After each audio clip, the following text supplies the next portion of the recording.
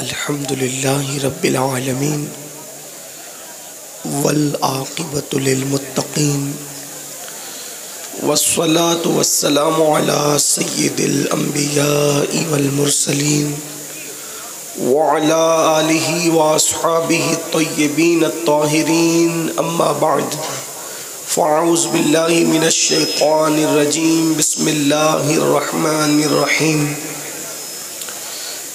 تلک الرسل فضلنا بعضهم على بعض منهم من کلم اللہ ورفع بعضهم درجات صدق اللہ العظیم غوث اعظم بمن بے سر و ساما مدد قبلہ دین مدد کعبہ ایمان مدد انتظار کرم تست من عینی را اے خدا جو خدا بینو خدا دا مدد بگرداب بلا افتادہ کشتی ضعیفانو شکستہ رات و پشتی بحق کے خواجہ عثمان ہارون مدد کن یا معین الدین چشتی مدد کن یا معین الدین چشتی مدد کن یا معین الدین چشتی منبر پر رونق افروز ذوی الاحترام ذوی الاحتشام باصفا علماء کرام حاضرین محفل پردہ نشین ماؤں اور بہنوں السلام علیکم ورحمۃ اللہ وبرکاتہ۔ وعلیکم السلام ورحمۃ اللہ۔ انتہائی احترام و عقیدت کے ساتھ اپنے اور ساری کائنات کے مرکز عقیدت انیس بے کساں چارہ ساز درد منداں ہم غریبوں کی غم گسار ہم فقیروں کی ثروت شہر یار ارم تاجدار حرم نو بہار شفاعت شب اسرا کے دولہا نوشے بزم جنت دانائے سبل مولائے کل ختم الرسل خسرو خوباں سیاح لامکاں وجہ کن در اللہ المکنون سر اللہ المخزون عالم ما کانا وما یکون آب و گل انبیاء جان و دل اصفیاء مطلع ہر سعادت مقطع ہر سیادت خلاصہ کائنات فخر موجودات حضور احمد مجتبی محمد مصطفیٰ ارواحنا فدا صلی اللہ تعالی علیہ وآلہ وصحبہ وبارک وسلم کی بارگاہ بے کس پناہ میں جس طریقے سے پڑھاؤں بلند آواز سے میرے ساتھ مل کر پڑھیں الصلاۃ والسلام علیک یا رسول اللہ علیک یا رسول اللہ الصلاۃ والسلام علیک یا نبی اللہ الصلاۃ والسلام علیک یا نبی اللہ الصلاۃ والسلام علیک یا حبیب اللہ الصلاۃ والسلام علیک یا حبیب اللہ وعلی آلک واصحابک یا نور اللہ واصحابک یا نور اللہ صلی اللہ تعالی علیہ وسلم وہاں کیا جود و کرم ہے شہ بتہا تیرا وہاں کیا جود و کرم ہے شہ بتہا تیرا نہیں سنتا ہی نہیں مانگنے والا تیرا دھارے چلتے ہیں عطا کے وہ ہے قطرہ تیرا تارے کھلتے ہیں سخاں کے وہ ہے ذرہ تیرا اور فرش والے تیری شوکت کا علو کیا جانے خسروا عرش پہ اڑتا ہے فریرہ تیرا اور میں تو مالک ہی کہوں گا کہ وہ مالک کے حبیب میں تو مالک ہی کہوں گا کہ وہ مالک کے حبیب یعنی محبوب و محب میں نہیں میرا تیرا اور تیری سرکار میں لاتا ہے رضا اس کو شفیع جو میرا غوث ہے اور لاڈلا بیٹا تیرا اور وہ غوث کیا ہے وہاں کیا مرتبہ اے غوث ہے بالا تیرا وہاں کیا مرتبہ اے غوث ہے بالا تیرا اونچے اونچوں کے سروں سے قدم آلا تیرا اونچے اونچوں کے سروں سے قدم آلا تیرا اور سر بھلا کیا کوئی جانے کہ ہے کیسا تیرا اولیاء ملتے ہیں آنکھیں وہ ہے تلوہ تیرا نبوی ذل علوی برج بطولی منزل حسنی چاند حسینی ہے اجالا تیرا نبوی مہ علوی فصل بطولی बतूली गुलशन, हसनी फूल हुसैनी है महकना तेरा। और क्यों ना कासिम हो कि तू इब्ने अबुल कासिम है, क्यों ना कासिम हो कि तू इब्ने अबुल कासिम है, क्यों ना कादिर हो के मुख्तार है बाबा तेरा, क्यों ना कादिर हो के मुख्तार है बाबा तेरा। और शुक्र के जोश में जो है वो तुझे क्या जाने, शुक्र के जोश में जो है वो तुझे क्या जाने। खिज्र के होश से पूछे कोई रुतबा तेरा, जिंदाबाद के होश से पूछे कोई रुतबा तेरा। और तू हुसैनी हसनी क्यों ना मुहय्युद्दीन हो, तू हुसैनी हसनी क्यों ना मुहय्युद्दीन हो। ऐ खिजर मजमे बहरैन है चश्मा तेरा। और मुस्तफा के तने बेसाया का साया देखा, मुस्तफा के तने बेसाया का साया देखा। जिसने देखा मेरी जान जलवे ज़ेबा तेरा, जिसने देखा मेरी जान जलवे ज़ेबा तेरा। आज मुबारकपुर की सरजमीन पर जवारे हुजूर हाफिज मिल्लत में, दयारे हुजूर हाफिज मिल्लत में दो खास उन्वान पर इदारा फिदायाना हजरत उवैस करनी के अहबाब ने एक महफिल सजाई है जिसका उन्वान है मुस्तफ़ा जान रहमत सल्लल्लाहु अलैहि वसल्लम की शान। और दूसरा उन्वान पीर पीरा मीर मीरा शाह जिला सैयदना शेख अब्दुल कादिर जिलानी सरकार गौसे पाक रज़ी अल्लाह ताला अन्हु की शान। मुझसे पेशतर, मुझसे बहुत बड़े इल्म वाले, तक़वे वाले और तजुर्बे वाले हजरात से आप गुफ्तगू सुन चुके हैं। उनके मलफूजात और उनकी सनाखानी से आप अपने आप को मुस्तफ़ीज़ कर चुके हैं। और थोड़ी देर मुझे भी हुक्म है कि मैं हर दो उन्वान पर अल्लाह की तौफीक से कुछ मारूज़ात पेश करूं। हालांकि दोनों अनावीन ऐसे हैं कि उस पर गुफ्तगू हो तो उसके लिए बहुत तवील वक्त दरकार है, लेकिन चूँकि सर्दी का मौसम और आप काफ़ी देर से यहाँ मौजूद हैं, बहुत सारे अहबाब खड़े हुए भी हैं, इसलिए कोशिश की जाएगी कि जितनी देर तक आपका ज़ौक़ सलामत है थोड़ी देर कुछ गुफ्तगू की जाए। मैंने कुरान मुक़द्दस की आयात से एक आया करीमा के कुछ हिस्से की तिलावत करने का शरफ हासिल किया है, जिसमें अल्लाह तबारक व तआला ने अंबियाए किराम की शान को बयान फरमाया। अल्लाह पाक इरशाद फरमाता है, तिलकर रसूलु फद्दलना बअदहुम अला बअद, कि ये वो रसूल हैं जिनमें हमने बाज़ को बाज़ पर फजीलत अता फरमाई है। और फिर इशारा किया जाता है मिनहुम मन कल्लमल्लाह, और बाज़ वो हैं इनमें से कि जिनसे अल्लाह ने कलाम फरमाया। और फिर फरमाया जाता है वरफ़अ बादहुम दराजात, और इनमें बाज़ वो हैं जिनको अल्लाह ने दर्जों बुलंद किया। इसका मतलब ये है कि जिनसे कलाम किया, ये कोई छोटा मोटा शरफ नहीं है कि अल्लाह किसी को कलीम बनाए, किसी से कलाम करे। बहुत बड़ी बात है कि अल्लाह किसी को शर्फ़े हम कलामी अता फरमाए, लेकिन मुफस्सिरीन फरमाते हैं कि जिससे अल्लाह ने कलाम किया, इशारा हजरत मूसा अलैहिस्सलाम की तरफ है कि अल्लाह ने उनसे कलाम फरमाया। यानी ये है कि अगर कोई बंदा हजरत सैयदना मूसा अलैहिस्सलाम की शान बयान करे तो ये कह सकता है कि उनकी इंतहाई शान ये है कि अल्लाह ने उनसे कलाम फरमाया।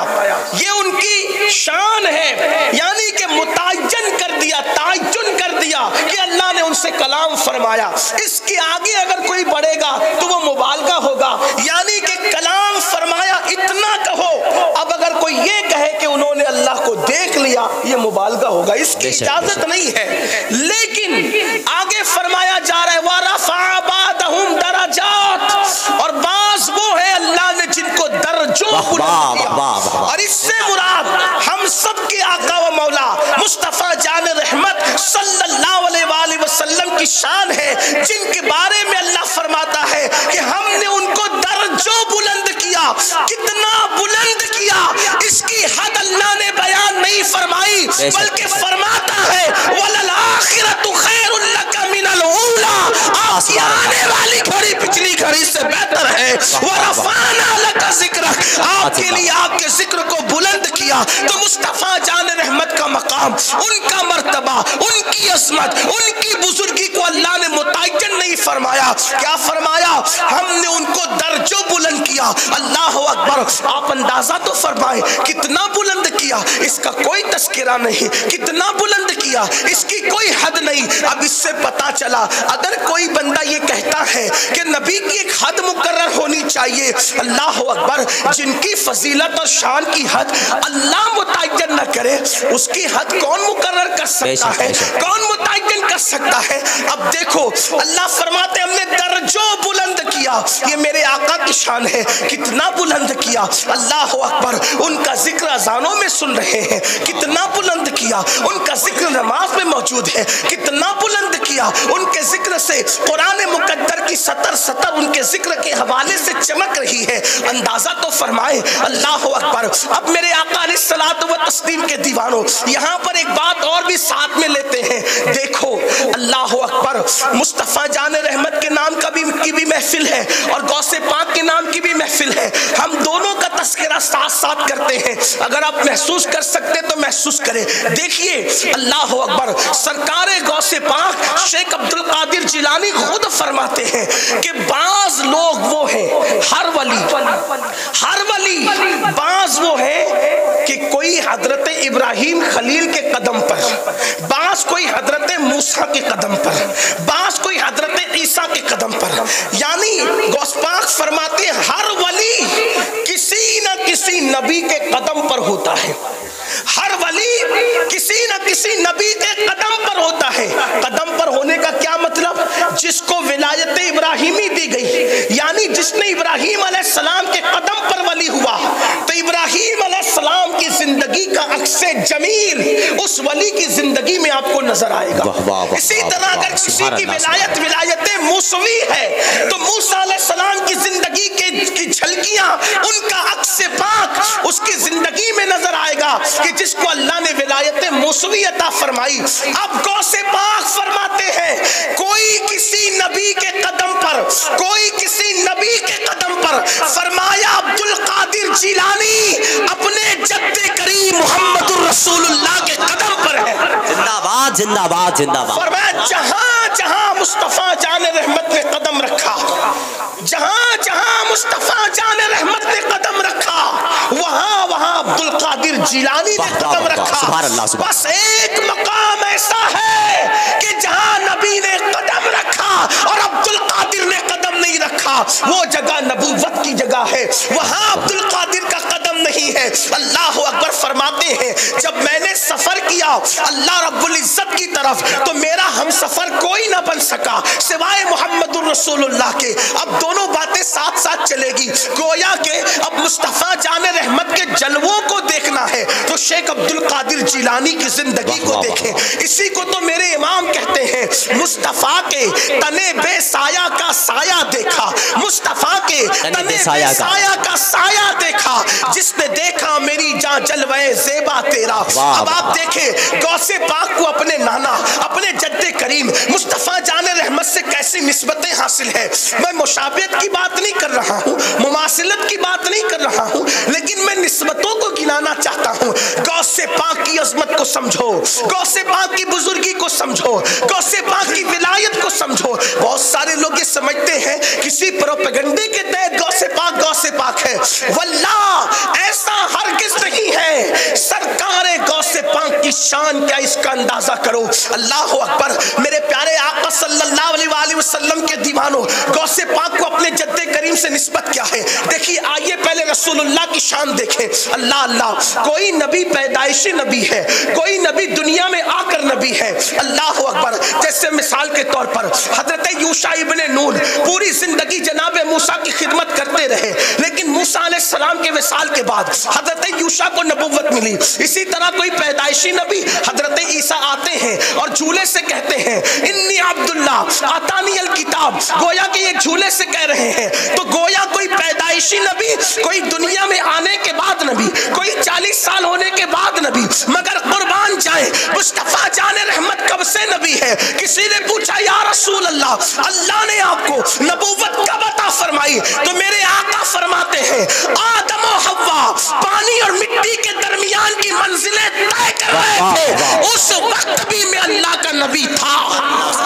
سبحان اللہ، فرماتے اس وقت بھی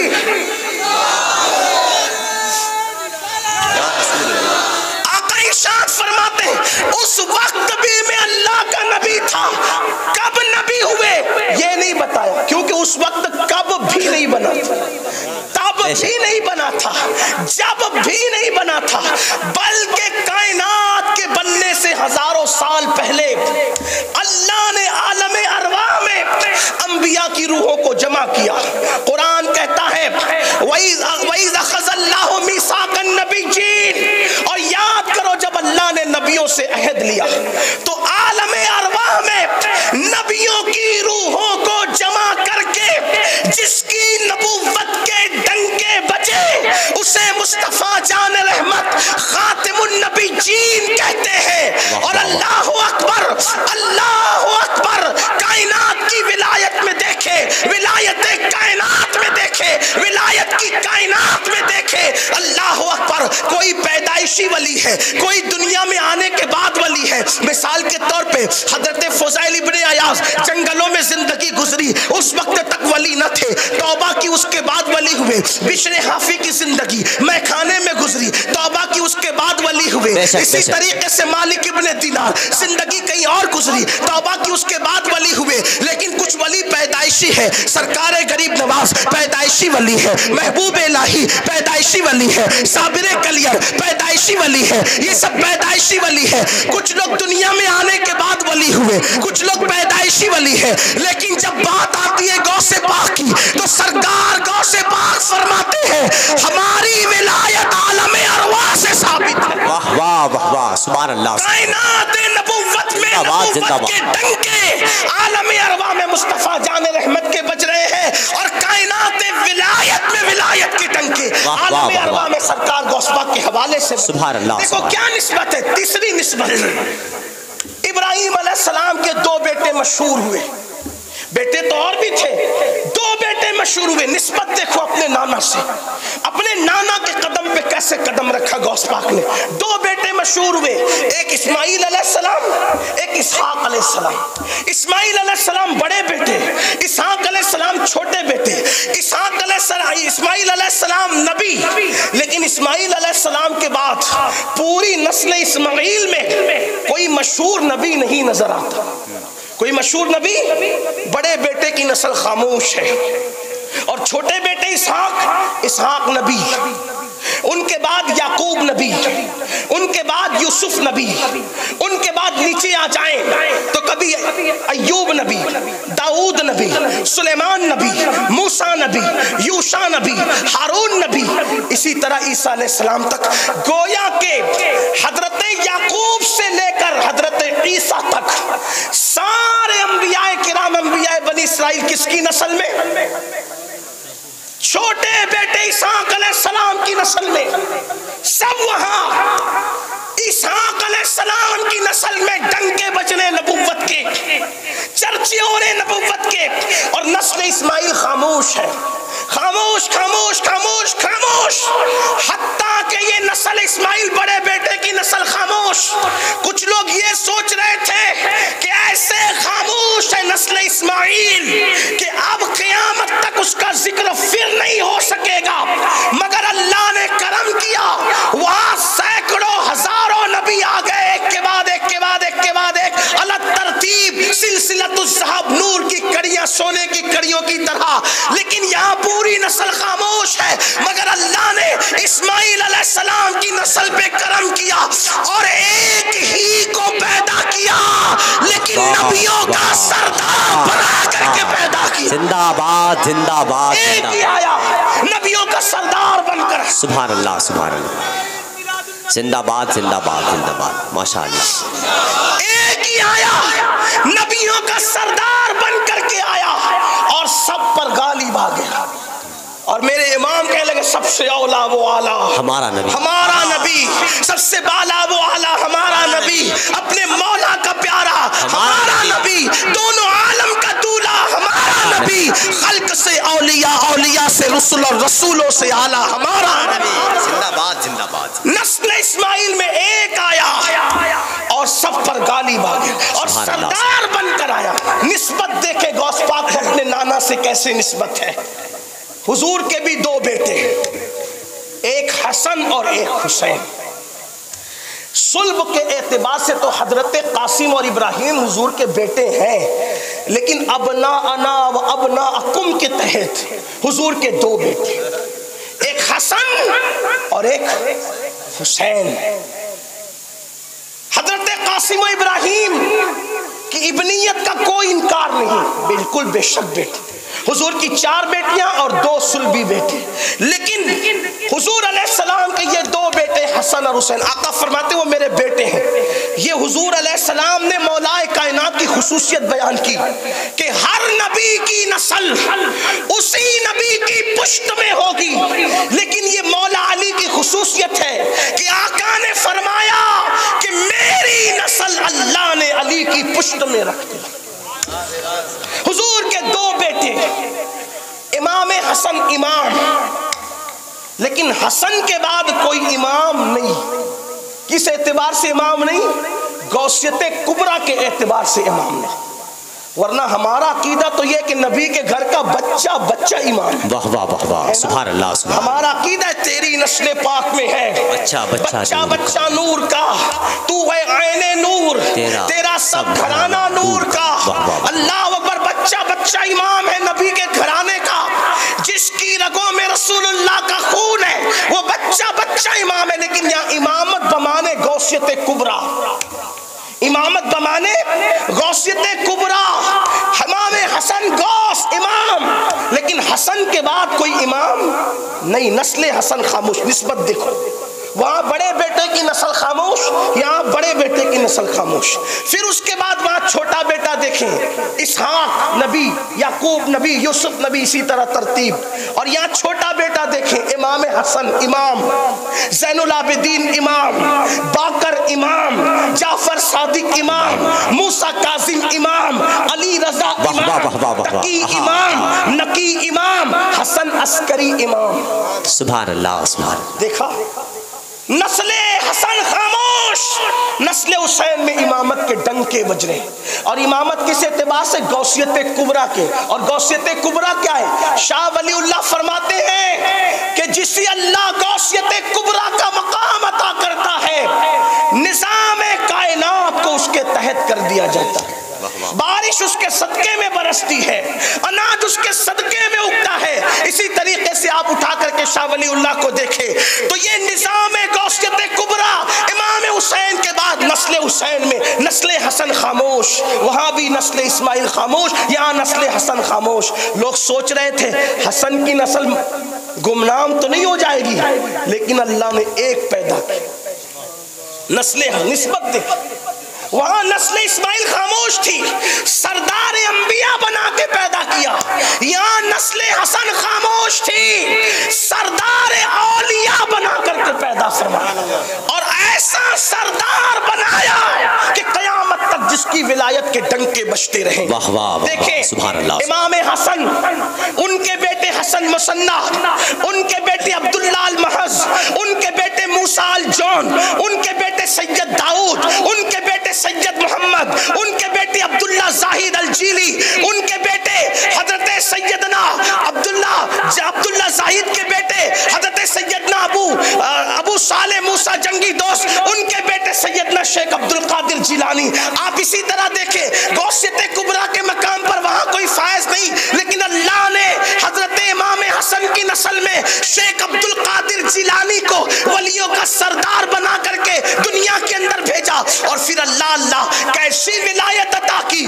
وہ چوتھی مناسبت دیکھے، جب امام حضرت سیدنا اسماعیل علیہ السلام کی نسل میں سید الانبیاء کو نبی بنا کر بھیجا تو ردائے نبوت کو قیامت تک پھیلا دیا، اور جب غوث پاک کو حسن کی نسل میں سردار اولیاء بنا کے بھیجا تو ردائے غوثیت کبریٰ کو قیامت تک کے پھیلا دیا۔ اسی لیے تو غوث پاک فرماتے ہیں سب کے سورج چمکتے ہیں، چمک کر ڈوب جاتے اللہ سبحان اللہ، نعرے تکبیر، نعرے رسالت، سب کے مرغ بولتے ہیں، بول کے چپ ہوتے ہیں، عبد القادر کا مرغ قیامت تک چپ نہیں ہو سکتا، اسی کو میرے امام کہتے ہیں مرغ سب بولتے ہیں، بول کے چپ ہوتے ہیں، ہاں اصیل ایک نوا سنجا رہے گا تیرا۔ پھر آپ دیکھیں کائنات نبوت میں میرے نبی کے آگے سب نے ادب سے گردنیں جھکائی اور مسجد اقصی میں سب پیچھے کھڑے رہے۔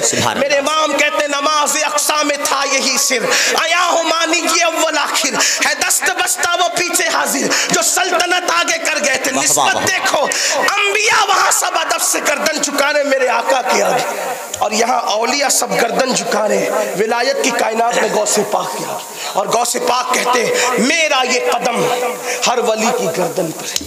بعض لوگ کہتے ہیں کہ انہوں نے تو سکر میں کہا، ہم سنیوں کا عقیدہ یہ بالکل نہیں ہے کہ انہوں نے سکر میں کہا۔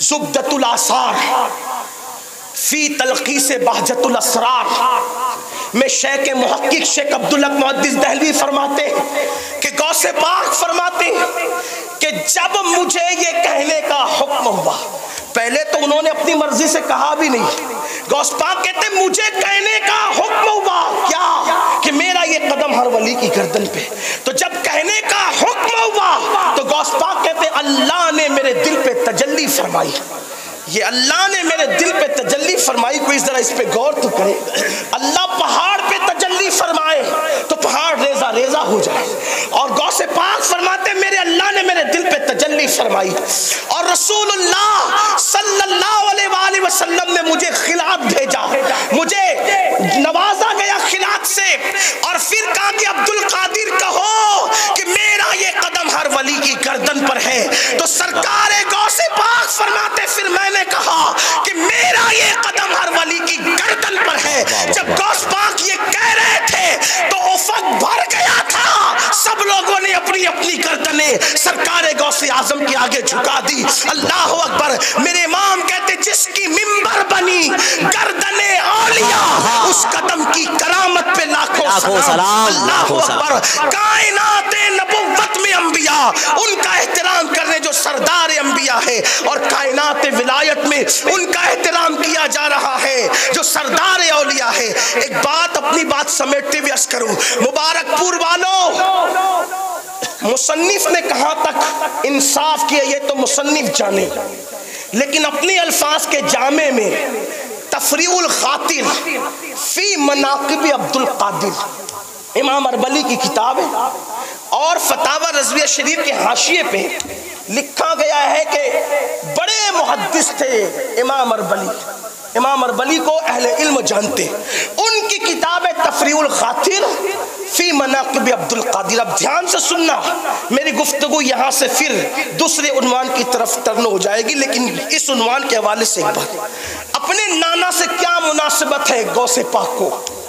نمبر ایک آپ نے سنا، دو تین چار سنا، پانچویں نسبت آپ یہ سن لیں کہ رسول اللہ کی آمد سے پہلے ہر نبی آپ کی آمد کا ذکر کرتا ہے، اور غوث پاک کو دیکھے کائنات ولایت میں آپ کی آمد سے پہلے اولیاء آپ کا ذکر کرتا ہے۔ واہ واہ، سبحان اللہ سبحان اللہ۔ چھٹی مناسبت بھی سن لیں، تفریع الخاطر سے ایک بات پڑھنے سے پہلے ایک اور نسبت سن لیں، رسول اللہ کی آمد سے پہلے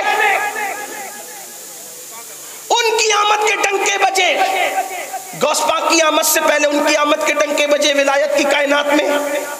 چھٹی مناسبت یہ کہ جتنا رسول اللہ پہ لکھا گیا اتنا کسی نبی پہ نہیں لکھا گیا، بے شک بے شک، اور ولایت کی کائنات میں جتنا غوث پاک پہ لکھا گیا اتنا کسی کی زندگی پہ نہیں سبحان اللہ۔ ساتویں مناسبت یہ بھی لے لے کہ جب رسول اللہ پیدا ہوئے تو عرب میں بیٹے ہی بیٹے تھے، غوث پاک رضی اللہ تعالیٰ پیدا ہوئے جیلان میں، تو اس دن سرکار غوث پاک رضی اللہ تعالیٰ فرماتے 11,000 بیٹے پیدا، اور اللہ نے سب کو ولایت عطا فرمایا۔ سبحان اللہ سبحان اللہ۔ رسول اللہ سے زیادہ کسی نبی کی امت نہیں، ولایت کی کائنات میں غوث پاک سے زیادہ کسی کے سلسلے میں مرید نہیں۔ زندہ باد زندہ باد زندہ باد۔ مناسبت دیکھیں، نسبت دیکھیں، لیکن جو بات امام اربلی کی کتاب سے پڑھنا چاہتا ہوں، پھر کہتا ہوں امام اربلی نے انصاف کہاں تک کیا وہ جانے، لیکن میں نقل کر رہا ہوں، توجہ توجہ کرنا میرے غوث کی شان کیا، غوث پاک کا مقام کیا. اللہ اکبر. آپ نے وہ واقعہ سنا ہوگا. مجھے یہ واقعہ اس لیے یاد آ گیا ناظم صاحب، ناظم اجلاس، اس لیے یاد آ گیا کہ جو کمیٹی آج کا پروگرام کر رہی ہے ان کا نام ہے فدایان حضرت سیدنا اویس قرنی. تو میں نے سوچا کہ کمیٹی کا نام حضرت اویس قرنی پر ہے تو تھوڑا ذکر اویس قرنی بھی کروں. سبحان اللہ سبحان اللہ. اپنے عنوان کے تحت کروں گا، اس سے ہٹ کے نہیں.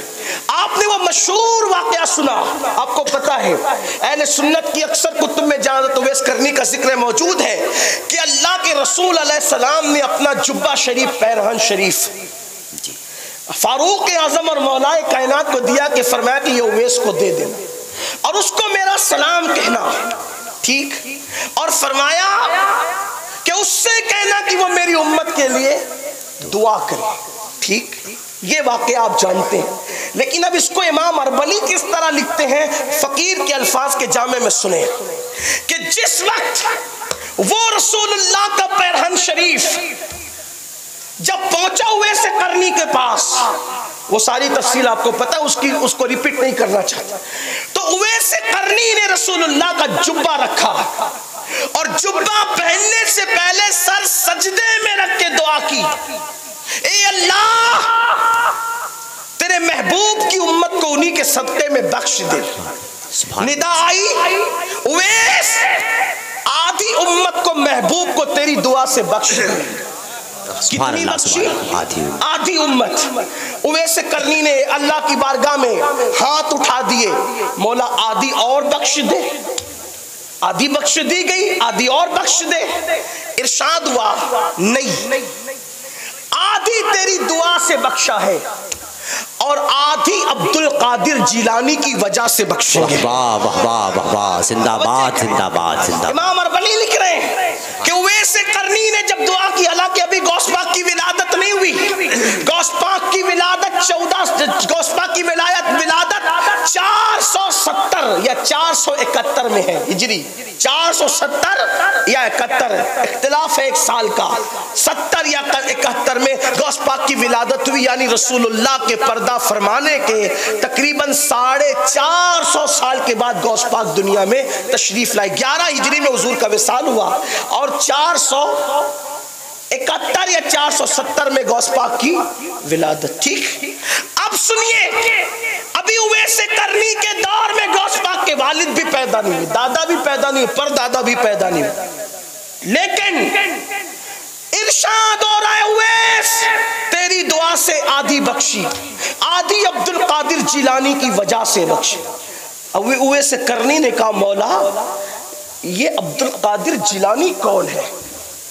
توجہ کریں، امام اربلی تفریح الخاطر میں لکھ رہے ہیں فی مناقب عبد القادر میں، جس کو میں مفہوم کے طور پہ اپنے جامع میں اپنے الفاظ کے جامع میں پیش کروں. اویس قرنی نے پوچھا مولا یہ عبد القادر کون ہے جس کی شان یہ کہ اللہ فرمائے کہ اس کی وجہ سے بخشیں گے اور امت کو اس کی وجہ سے بخشیں گے، تو یہ عبد القادر ہے کون؟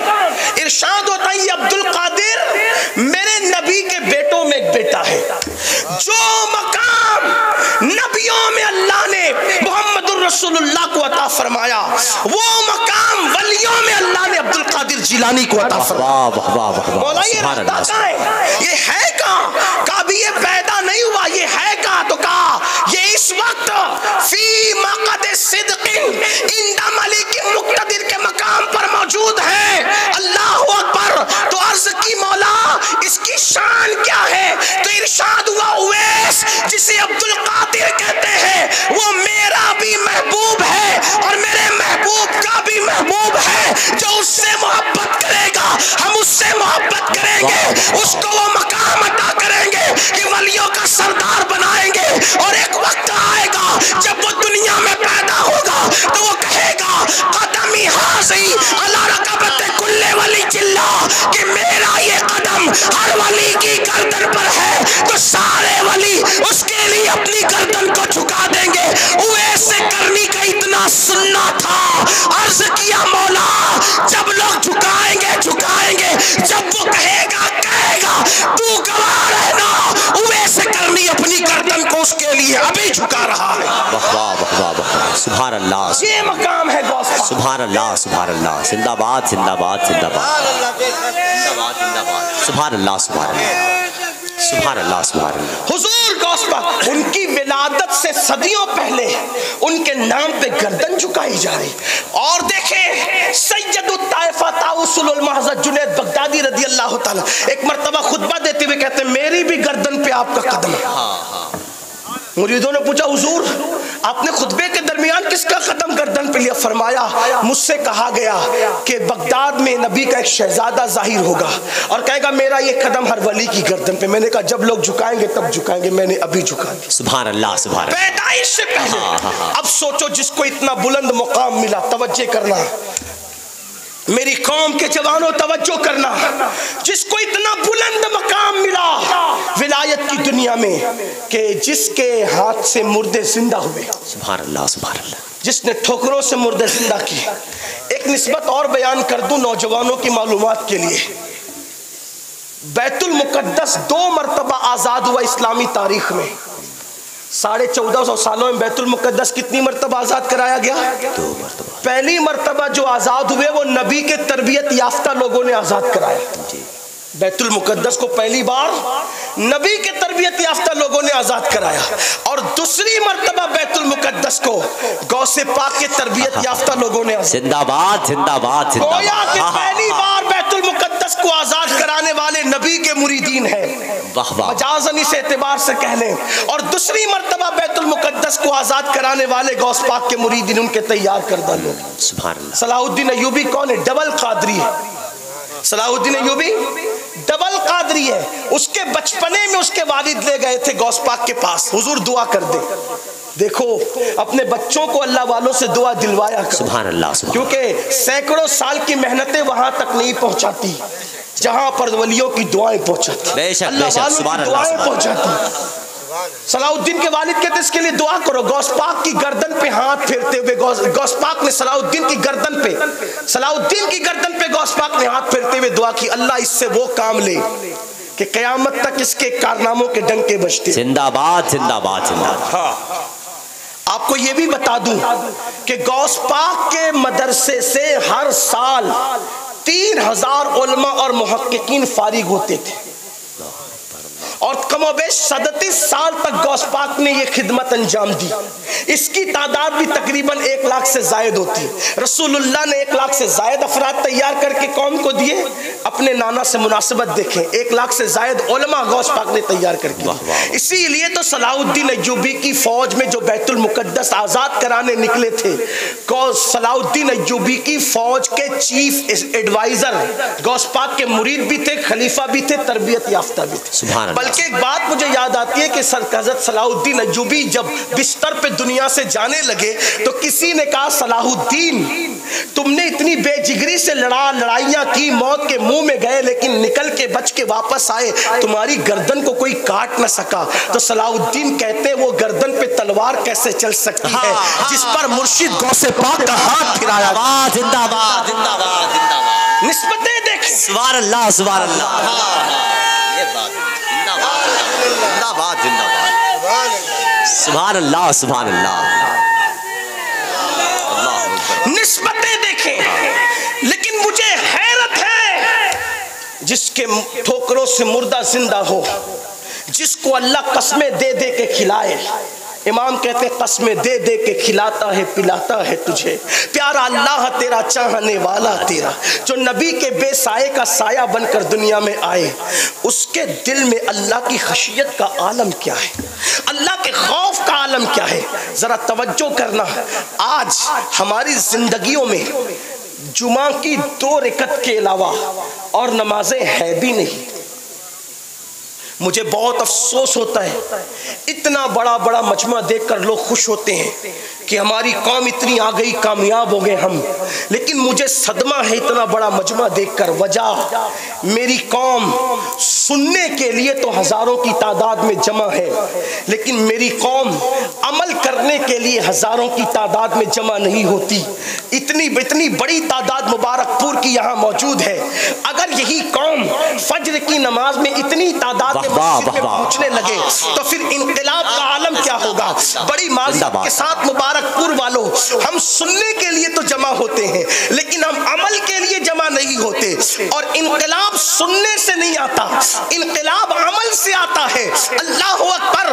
غوث پاک کو اللہ نے یہ مقام دیا، یہ مرتبہ دیا کہ ٹھوکروں سے مردے زندہ ہو رہے ہیں. غوث پاک کو یہ مقام دیا کہ قسمیں دے دے کے کھلایا پلایا جا رہا ہے. ان کو محبوب بنایا گیا، محبوب سبحانی بنایا گیا. لیکن اللہ کی خشیت کا عالم کیا ہے، اللہ کے خوف کا عالم کیا ہے. جب حج کو جاتے ہیں تو غلاف کعبہ پکڑ کر، غوث پاک غلاف کعبہ پکڑ کر اللہ کی بارگاہ میں دعا کرتے ہیں، اے اللہ عبد القادر کی مغفرت فرما اور عبد القادر کے اعمال کو قبول کر لے.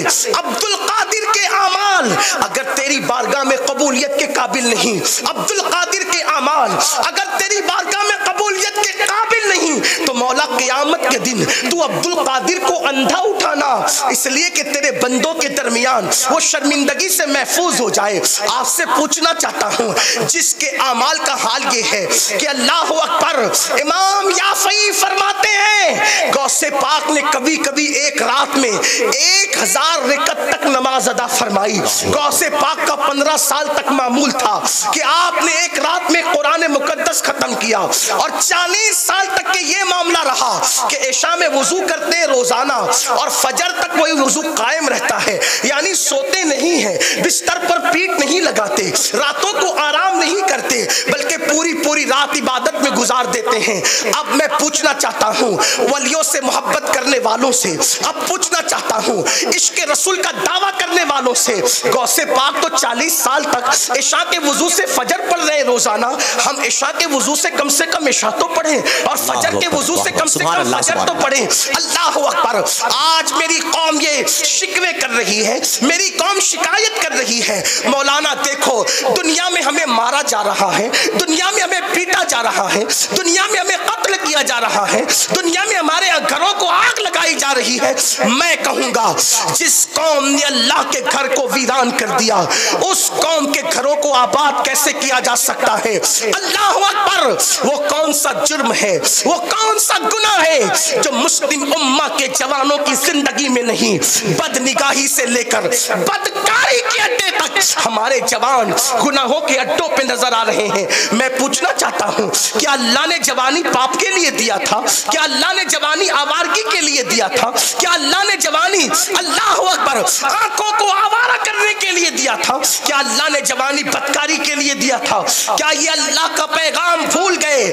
دنیا میں آ کر گناہوں کے اڈوں کو آباد کرنے والوں، دنیا میں آ کر پاپ کے اڈوں کو آباد کرنے والوں، دنیا میں آ کے اپنی پاکیزہ نگاہوں سے عورتوں پر پاپ کی نظر ڈالنے والوں، میں کہتا ہوں حیرت ہے جس قوم کا عقیدہ یہ ہو کہ قبر میں رسول اللہ کا دیدار ہوگا اور جنت میں اللہ کا دیدار ہوگا، اس آنکھوں سے جو قوم پوری رات زنا کے مناظر دیکھے، جو قوم پوری رات سیریل دیکھے، پوری رات فلمیں دیکھے، سوچو تو صحیح ہمت کیسے ہوتی ہے جن آنکھوں سے قبر میں رسول اللہ کو دیکھنا ہے، انہی آنکھوں سے آپ پاپ کے مناظر دیکھ رہے ہو. جن آنکھوں سے جنت میں اللہ کا دیدار کرنا ہے، ان آنکھوں سے تم عورتوں پر پاپ کی نظر ڈال رہے ہو. آؤ عشق رسول کا دعویٰ کرنے والوں، مولائے کائنات شیر خدا سیدنا علی کرم اللہ تعالی وجہ الکریم کہتے ہیں، میرا علی، میرا امام، میرا مولا سرکار علی مرتضیٰ کہتے ہیں کہ میں نے قصدن جان بوجھ کر کبھی اپنے خود کے سطر کو بھی نہیں دیکھا. اللہ اکبر، اللہ اکبر، سبحان اللہ، سبحان اللہ. تھوڑی دیر ذرا اس پہ غور کرنا.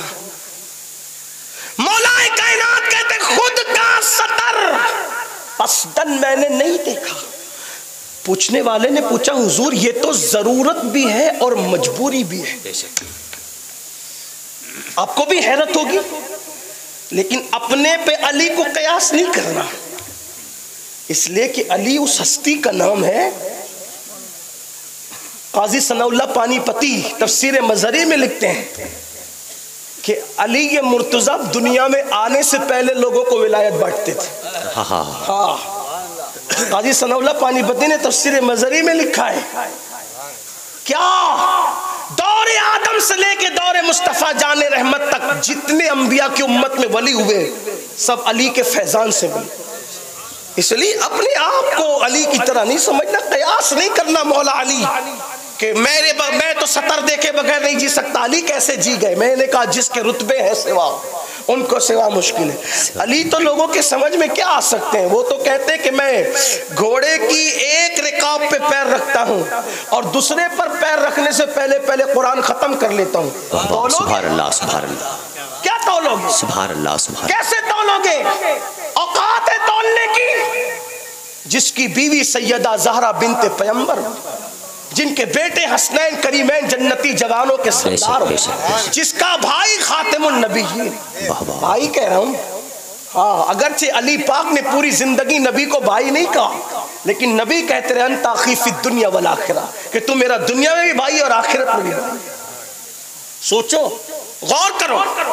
اس وقت میرا عنوان وہ نہیں ہے, جب عنوان ہوگا تو وہ بھی ہوگا, لیکن بات آئی تو میں نے عرض کی غور کریں کہ مولا کائنات فرما رہے میں نے قصدن جان بوجھ کر کبھی اپنا سطر نہیں دیکھا. پوچھنے والے نے پوچھا مولا یہ تو مجبوری بھی ہے اور ضرورت بھی ہے, پھر آپ نے کیوں نہیں دیکھا؟ توجہ کریں, عشق رسول کے دعوے داروں توجہ کرو.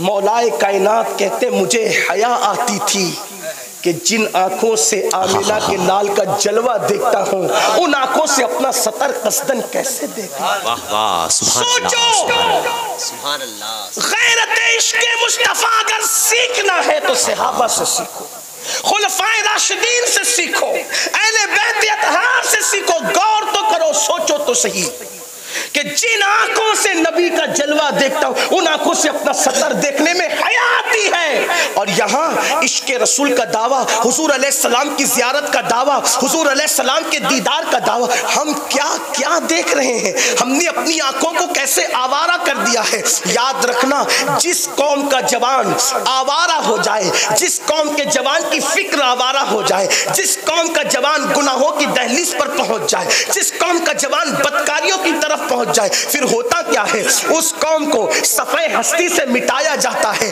میرے آقا علیہ السلام کے جوانوں, آج بھی ہم نا امید نہیں ہیں. اقبال کہتے ہیں نہیں مایوس اقبال اپنی کشت ویرا سے, نہ ہو مایوس اقبال اپنی کشت ویرا سے, ذرا نم ہو تو یہ مٹی بڑی زرخیز ہے ساکی, بہت زرخیز ہے یہ مٹی, اس کو نم ہونے کی ضرورت ہے.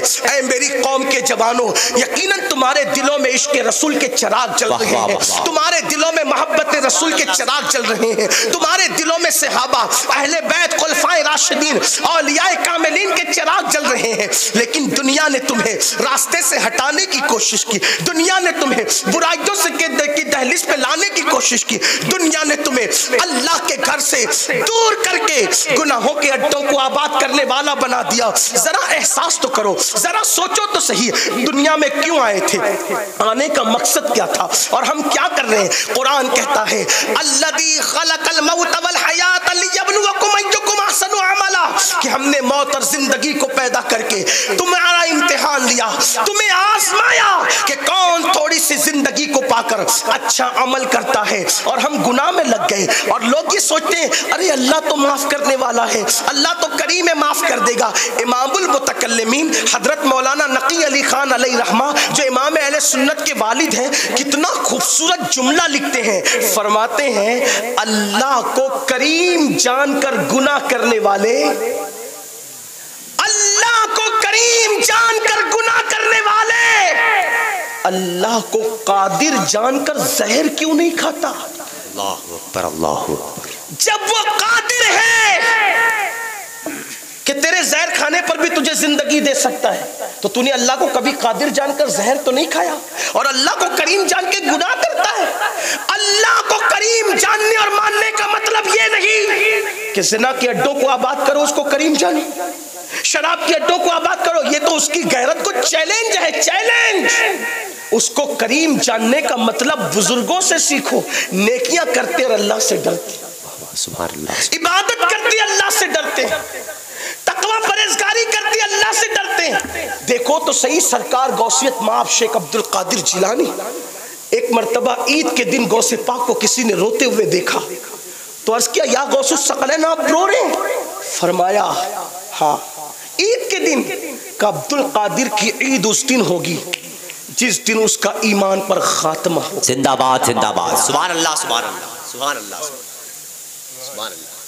آج ہم جنت کے ٹھیکیدار ہو گئے، جمعہ کی 2 رکعت پڑھ کر مسجد سے ایسے بھاگتے ہیں جیسے اسکول کی چھٹی ہونے پر بچے کلاس روم سے بھاگتے۔ جس قوم کا دل مسجد میں نہ لگے وہ قوم عزت کے ساتھ زمین پہ کیسے جیے گی؟ بے شک بے شک بے شک۔ عشق رسول کا دعویٰ، مجھے حیرت ہے جن کا عشق رسول ان کو مسجد تک نہیں لے جاتا فجر کی نماز میں، تو ان کا عشق رسول انہیں جنت میں کیا لے جائے گا؟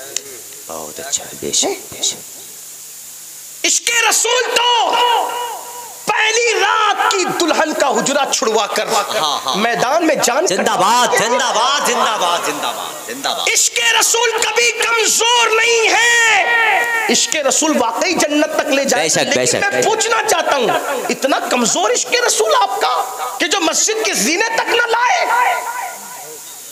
عشق رسول تو وہاں لے جاتا ہے جہاں فرشتوں کی پرواز بھی تھک جاتی ہے۔ عشق مصطفیٰ وہاں لے جاتا ہے، کوئی اڑ کے رہ گیا بام تک، کوئی کہکشاں سے گزر گیا۔ عاشقوں کی زندگی تو دیکھو۔ اس کا مطلب یہ کہ ہم عشق رسول کا دعویٰ کر رہے ہیں لیکن عشق رسول ہے کہاں؟ محبت رسول ہے کہاں؟ ارے جسے عشق ہوتا ہے پہلی بات اس کی عاشق کی پہلی نشانی یہ ہے کہ اس کی نیند اڑتی ہے، اس کو نیند نہیں آتی۔ اور ہم کیسے عاشق کہ فجر میں ہم اٹھتے ہی نہیں، اور لوگ کہتے ہیں میری آنکھ نہیں کھلتی فجر میں، میں کہتا ہوں ٹرین پکڑنے کے لیے کھلتی ہے، بچے کو اسکول پہنچانے کے لیے کھلتی ہے، نوکری پہ جانے کے لیے کھلتی ہے، اللہ کی عبادت کے لیے نہیں کھلتی۔ اور ہم کیا کریں؟ ہم تو جنتی ہے، ہمیں جنت میں جانے سے کون روکے گا؟ میں کہتا ہوں اللہ کے بندو، جس کی زندگی میں خوف خدا نہیں، گناہوں کی آبادی، گناہ گناہ گناہ، وہ کیسے دعویٰ کر رہے ہیں عشق جو وہ جنت میں جانے کا؟ جن کے باپ دادا جنت بیچتے رہے، جنت بانٹتے رہے، بلکہ خود کو جن کو جنت بانٹنے کا اللہ نے اختیار دیا، ان لوگوں کا خوف تو دیکھو۔ ایک نام آپ نے سنا ہوگا، حضرت سیدنا امام جعفر صادق۔ امام جعفر صادق کو جانتے؟ چھٹے امام اہل بیت۔ اور کیسے امام ہے پتہ ہے؟ امام جعفر صادق امام اعظم جن کی جوتیاں درست کرتے، امام اعظم کروڑوں حنفیوں کے امام جن کی جوتیاں سیدھی کرتے۔ میں حیران ہوں، جب جوتیاں سیدھی کرنے والا اتنا بڑا ہے تو جس کی جوتیاں ہوگی وہ کتنا بڑا ہے؟ سبحان اللہ سبحان اللہ، توجہ کرنا، سبحان اللہ سبحان اللہ۔ امام اعظم کہتے ہیں کہ اگر امام جعفر صادق نہ ملے ہوتے تو نعمان ہلاک ہو گیا ہو۔ یہ امام جعفر صادق۔ داتا صاحب، داتا علی حجویری جانتے ہیں نا؟ داتا علی حجویری رحمت اللہ تعالی علیہ، یہ کون ہے پتہ ہے؟ امام حسین کی، امام حسن کی نسل 2 بیٹوں سے چلی۔ امام حسن کی نسل ایک تو حضرت امام حسن مصنع سے اور ایک تو حضرت زید سے۔ تو جو جناب زید کی اولاد سے نسل حسن چلی، یہ زید شہید مظلوم نہیں، وہ امام زین العابدین کے بیٹے، ایک امام حسن کے بیٹے تھے زید، ان سے نسل چلی، تو اسی نسل میں حضرت داتا علی حجویری پیدا ہوئی۔ یہ بھی حسنی سید ہے، لیکن بعد میں ایک مقام آیا وہ نسل وہیں رک گئی، اور امام حسن مصنع سے جو نسل چلی وہ آج تک چل رہی ہے، اور امام مہدی بھی جو ہوں گے وہ امام حسن کی اولاد سے۔ یہ بھی سن لیجیے۔ لیکن جو امام جعفر صادق ہے رضی اللہ تعالیٰ عنہ، ان کی شان کون بیان کر رہا ہے؟ داتا علی حجویری رحمت اللہ تعالیٰ علیہ۔ وہ لکھتے ہیں کہ امام جعفر صادق جب لوگوں سے مصافحہ کرتے تھے اور ملتے تھے، توجہ کیجیے، تھوڑا دھیان دینا، اہل بیت اطہار کے دل میں اللہ کا خوف، جنہیں جنت بانٹنے کا حق تھا، جنہیں جنت دینے کا حق تھا، جن کی محبتوں سے جنت ملنا ہے نا؟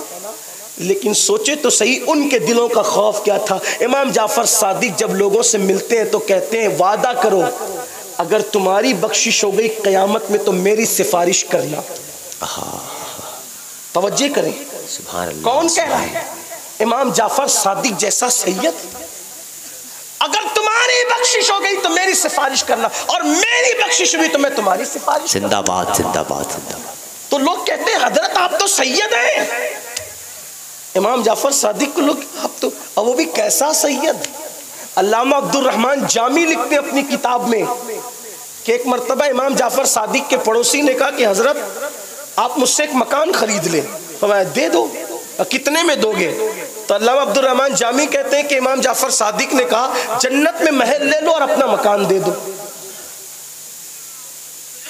کچھ لوگ ہوتے ہیں عقیدے کے پکے ہوتے ہیں، کچھ لوگ ڈلم الیقین، ڈلم الیقین لوگوں کو کچھ نہیں ملتا، جو پکے ہوتے ہیں ان کو ملتا ہے۔ بے شک بے شک۔ حضور شیخ الاسلام نے کہا تھا نا، یقین والے کہاں سے چلے کہاں پہنچے، جو اہل شک ہے اگر میں مگر میں رہتے۔ تو شک والے تو ہمیشہ اگر مگر میں ہیں، لیکن اہل یقین کی بات کر رہا ہوں۔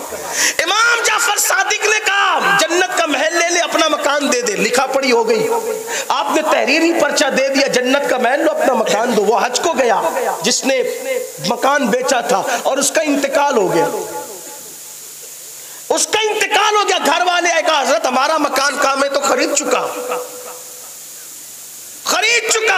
کہا آپ نے دیا کیا تھا؟ کہا جنت کا محل دیا تھا اور مکان جو وہ لیا تھا۔ اتفاق کی بات، جب وہ انتقال کیا نا تو اس نے وصیت کی تھی یہ پرچہ میرے کفن میں رکھ دینا جو امام جعفر صادق نے دیا ہے۔ تو گھر والے کہنے لگے یہ بھی کوئی سودا ہے کہ جنت کا محل دے دو اور اپنا مکان دے، جو وہ اپنا مکان دے دو، جنت کا محل لے لو، یہ کوئی سودا ہے؟ سودا تو اس سے کیا تھا۔ تو کہا ہمیں کیسے پتا چلے کہ اس کو محل ملا کہ نہیں ملا؟ کہا جاؤ اس کی قبر پہ جا کے پوچھو ملا کہ نہیں ملا۔ گھر والے قبر پر گئے اور کہا کہ بتاؤ جعفر صادق کا وعدہ کیسا تھا؟ تو جب وہ گئے تو انہوں نے ایک پرچہ دیکھا، ایک پرچے پہ لکھا ہوا تھا جعفر صادق کی تحریر، اس کی پشت پہ لکھا تھا کہ جو میرے امام نے کہا اللہ نے اس کو پورا کر دیا۔ سبحان اللہ سبحان اللہ۔ ایسے لوگ امام جعفر صادق ایسے جو جنت بیچ رہے ہیں، نبی کے یہ بیٹے، اور ان کی اللہ کی خشیت کا حال، یہ خوف خدا کا حال کہ جب لوگوں سے ملتے ہیں تو کہتے ہیں اگر تمہاری بخشش ہوگی تو میری سفارش کرنا، اور میری ہوگی تو میں تمہاری سفارش کروں گا۔ لوگ کہتے ہیں آپ تو سید ہے، کہتے ہیں رونا تو یہی ہے کہ اپنے نانا کی بارگاہ میں منہ کیا دکھائیں گے، حالانکہ ان کے دور میں ان سے بہتر عمل کسی کا نہیں، ان کے دور میں ان سے بہتر عمل کسی کا نہیں۔ اپنے دور کے بڑے عظیم عالم بھی ہے، عابد بھی ہے، زاہد بھی ہے، لیکن اللہ کے خوف کا عالم یہ تھوڑا اپنے دلوں کو ٹٹولو، کیا ہمارے دلوں میں بھی یہ خوف ہے؟ ہمارے دلوں میں بھی یہ خشیت ہے؟ اللہ اکبر۔ مصطفیٰ جان رحمت صلی اللہ علیہ وآلہ وسلم نے ارشاد فرمایا کہ جس نے جان بوجھ کر نماز چھوڑ دی اس سے اللہ بھی بیزار ہے، اللہ کے فرشتے بھی بیزار ہے، اللہ کے انبیاء بھی بیزار ہے، اور میں محمد بھی بیزار ہوں۔ یہ فرمان پہنچنے کے بعد میری قوم مسجدوں کو ویران کیے، داڑیاں منڈا کر گٹروں میں پھینکنا آج مسلم نوجوانوں کا شعار بن چکا، شراب کے اڈوں کو آباد کرنا آج مسلم جوانوں کا شعار بن چکا۔ کیا لوگوں تک یہ بات نہیں پہنچی؟ اللہ کے رسول مصطفیٰ جان رحمت صلی اللہ علیہ وآلہ وسلم نے ارشاد فرمایا جس نے ایک گھونٹ شراب کا پیا اور مرنے سے پہلے اس نے توبہ نہیں کی، جب وہ اپنی قبر سے اٹھے گا یا تو اس کا چہرہ سور کی طرح ہوگا یا تو اس کا چہرہ بندر کی طرح ہوگا، اور اس کے منہ سے پاخانہ نکل رہا ہوگا، اور جن کٹوروں سے، جن آلات کے ذریعے سے وہ نشہ کرتا تھا وہ آلات اس کے گلے میں لٹک رہے ہوں گے، اور اس کے پورے جسم پر سانپ اور بچھو چپکے ہوئے ہوں گے، اور اس پہ اللہ کی لعنت برس رہی ہوگی، اور فرشتے کہیں گے یہ وہ ہے جو دنیا میں نشہ کرتا تھا۔ میرے آقا صلی اللہ علیہ وسلم کے دیوانوں اور میری قوم کے جوانوں، آج 16 17 سال کی عمر کی چھوٹی عمر کے نوجوان نشے کی طرف جا رہے ہیں، فیشن کے نام پہ نشے کی طرف جا رہے ہیں۔ سوچو تو صحیح، نشے کی لعنت نہ تمہیں پڑھنے دے گی، نشے کی لعنت نہ تمہیں آگے بڑھنے دے گی، نشے کی لعنت معاذ اللہ نہ تمہیں اللہ اکبر صراط مستقیم پر رہنے دے گی۔ یہ جو نشہ مسلم محلوں کے اندر عام کیا جا رہا ہے، دنیا کو تمہارے ٹیلنٹ سے بہت زیادہ خوف ہے، دنیا تمہیں پڑھنے نہیں دینا چاہتی، دنیا تمہیں لکھنے نہیں دینا کرنا چاہتی، دنیا کو اچھی طرح پتا ہے جس دن مسلمان جوان پڑھ لے گا اس کا مقابلہ دنیا کی کوئی طاقت نہیں کر سکتی۔ لوگوں کو پتا ہے جس دن تم بزنس کے میدان میں قدم رکھو گے کوئی تم سے آگے نہیں بڑھ سکے گا۔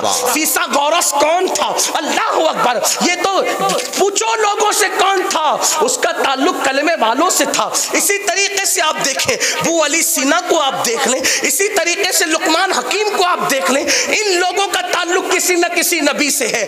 تو ایمان والوں کو پڑھنے نہ دو، لوگوں کا منصوبہ پڑھنے نہ دو، انہیں اچھا بزنس کرنے نہ دو، ان کو غریب بناؤ، ان کو مفلس بناؤ، ان کو جاہل بناؤ، اس لیے کہ جب یہ جاہل رہیں گے، یہ مفلس رہیں گے تو ان کو غلام بنانا آسان ہوگا۔ ہندوستان کی سرزمین پر جو حالات بنے ہوئے ہیں اس وقت میں مسلمانوں کو تین چیزوں پہ توجہ دینی چاہیے، ایک تو دیندار بنو، ایک تو مالدار بنو، اور ایک تو ایجوکیشن کو عام کرو۔ مبارک پور والوں، اگر تم ایجوکیشن کی بات نہ کرو گے تو کون کرے گا؟ یہ تو وہ قصبہ ہے جس کے چراغ سے پوری دنیا کے اندر چراغ مصباح جلاتے نظر آ رہے ہیں۔ اس سرزمین پر علم کی شمع کو لے کے آگے بڑھنا ہوگا۔ آج مسلمان کہتے ہیں مولانا میں اپنے بچے کو نہیں پڑھا سکتا کیونکہ میں غریب ہوں۔ میں کہتا ہوں میرے نوجوان، غربت کی شکایت نہ کر، کیا تجھے نہیں پتا عورتوں نے اپنے یتیم بچوں کو چرخہ کاٹ کر کے پڑھایا تھا؟ غوث پاک کو کس نے پڑھایا؟ محبوب الہی کو کس نے پڑھایا؟ ان کی ماؤں نے پڑھایا۔ اپنے خرچے پہ کنٹرول کرو۔ آج ایس ایس سی اور ایچ ایس سی کے بعد جو ہے ہم اپنے بچوں کو کام سے لگا دیتے ہیں، ہمارے بچے آگے نہیں بڑھ پاتے۔ میری گزارش ہے مبارک پور والوں، مذہب کی تعلیم کے میدان میں جس طرح ہم آگے بڑھ رہے ہیں ویسے دنیاوی ایجوکیشن کے معاملے میں بھی آگے بڑھنا چاہیے۔ اور یاد رکھنا اگر آپ آگے بڑھے تو، اور پھر یہ بھی کہتا ہوں ڈاکٹری بھی ہم کراتے تو بی ایم ایس والی کرواتے ہیں، مجھے اس سے کوئی اختلاف نہیں، نہ میں اس کو حقارت کی نظر سے دیکھتا ہوں، لیکن ستاروں کے آگے جہاں اور بھی ہے، ابھی عشق کے امتحان اور بھی ہے، تو شاہی یہ پرواز ہے کام تیرا، تیرے سامنے آسماں اور بھی ہے، بڑی بڑی ڈگریاں خود بھی اپنے بچوں کو دلواؤ۔ مولا کائنات فرماتے ہیں تمہارے ماں باپ نے تم کو جتنا پڑھایا اس سے زیادہ تم اپنی اولاد کو پڑھانا، کیونکہ تمہارے دور سے زیادہ تیز رفتار دور تمہاری اولاد کا دور ہوگا۔ اس لیے اگر چیلنج کو مقابلہ کرنا ہے، چیلنج سے نپٹنا ہے، چیلنج سے نپٹنا ہے، اپنی اولاد کو آگے بڑھاؤ۔ کیا یہ دور نہیں لا سکتے کہ اللہ اکبر کہ قوم کا جو آئی ایس ہو وہی تراویح کی امامت بھی کر رہا ہو، کوئی قوم کا آئی پی ایس ہو وہ آئی پی ایس وہ تراویح کی امامت بھی کر رہا ہو؟ آپ کہیں گے یہ کیسے ہو سکتا ہے؟ میں نے کہا اسی ہندوستان میں ہوا ہے کہ جو ظہر کی اذان سے پہلے ہندوستان کی عدالتوں میں فیصلہ کر رہا تھا، ظہر کی اذان کے بعد وہی مسلح امامت پہ نظر آتا ہے، اور اسی جج کو دنیا علامہ فضل خیر آبادی کے نام سے جانتی ہے۔ کیا وہ دور نہیں آ سکتا کہ 11 مہینے تک اکھنڈ بھارت پہ حکومت کرنے والا رمضان شریف میں دلی کی جامع مسجد میں تراویح سناتا ہے؟ وہ کون حافظ قرآن تھا کہ 11 مہینے اکھنڈ بھارت پہ حکومت کرتا تھا اور پھر رمضان شریف میں دلی کی جامع مسجد میں تراویح سناتا تھا؟ اسی حافظ قرآن بادشاہ کو دنیا محی الدین اورنگزیب عالمگیر کے نام سے جانتی ہے۔ ہمیں پھر وہی دن لانا ہے۔ لوگ ترقی کریں گے آگے جا کے، ہم ترقی کریں گے نبی کے قدموں میں آ کے۔ لوگوں کو ترقی کرنا ہے تو آگے جائے، ہمیں ترقی کرنا ہے تو نبی کے قدموں میں آئے۔ آئیے بہت لمبی نہیں کرتا، بس اتنا ضرور کہوں گا اپنے اخراجات پہ کنٹرول کرو، اپنے خرچوں پہ کنٹرول کرو، آدھی روٹی کھاؤ۔ ہمارے ماہرہ کے بزرگوں نے پیغام دیا آدھی روٹی کھائیں گے، بچوں کو پڑھائیں گے، دیندار بنو، مالدار بنو، ایجوکیٹڈ بنو۔ آپ کو یہ بات کہتے ہوئے بات ختم کرنے لگا ہوں، اور ایک ہی بات عرض کروں گا، ایک بات عرض کروں گا، اس کے بعد بات مکمل کروں گا۔ اپنے بچوں کو انٹرنیٹ سے دور رکھو، اپنے بچوں کو اسمارٹ موبائل سے دور رکھو، اپنے اور خود بھی دور رہو۔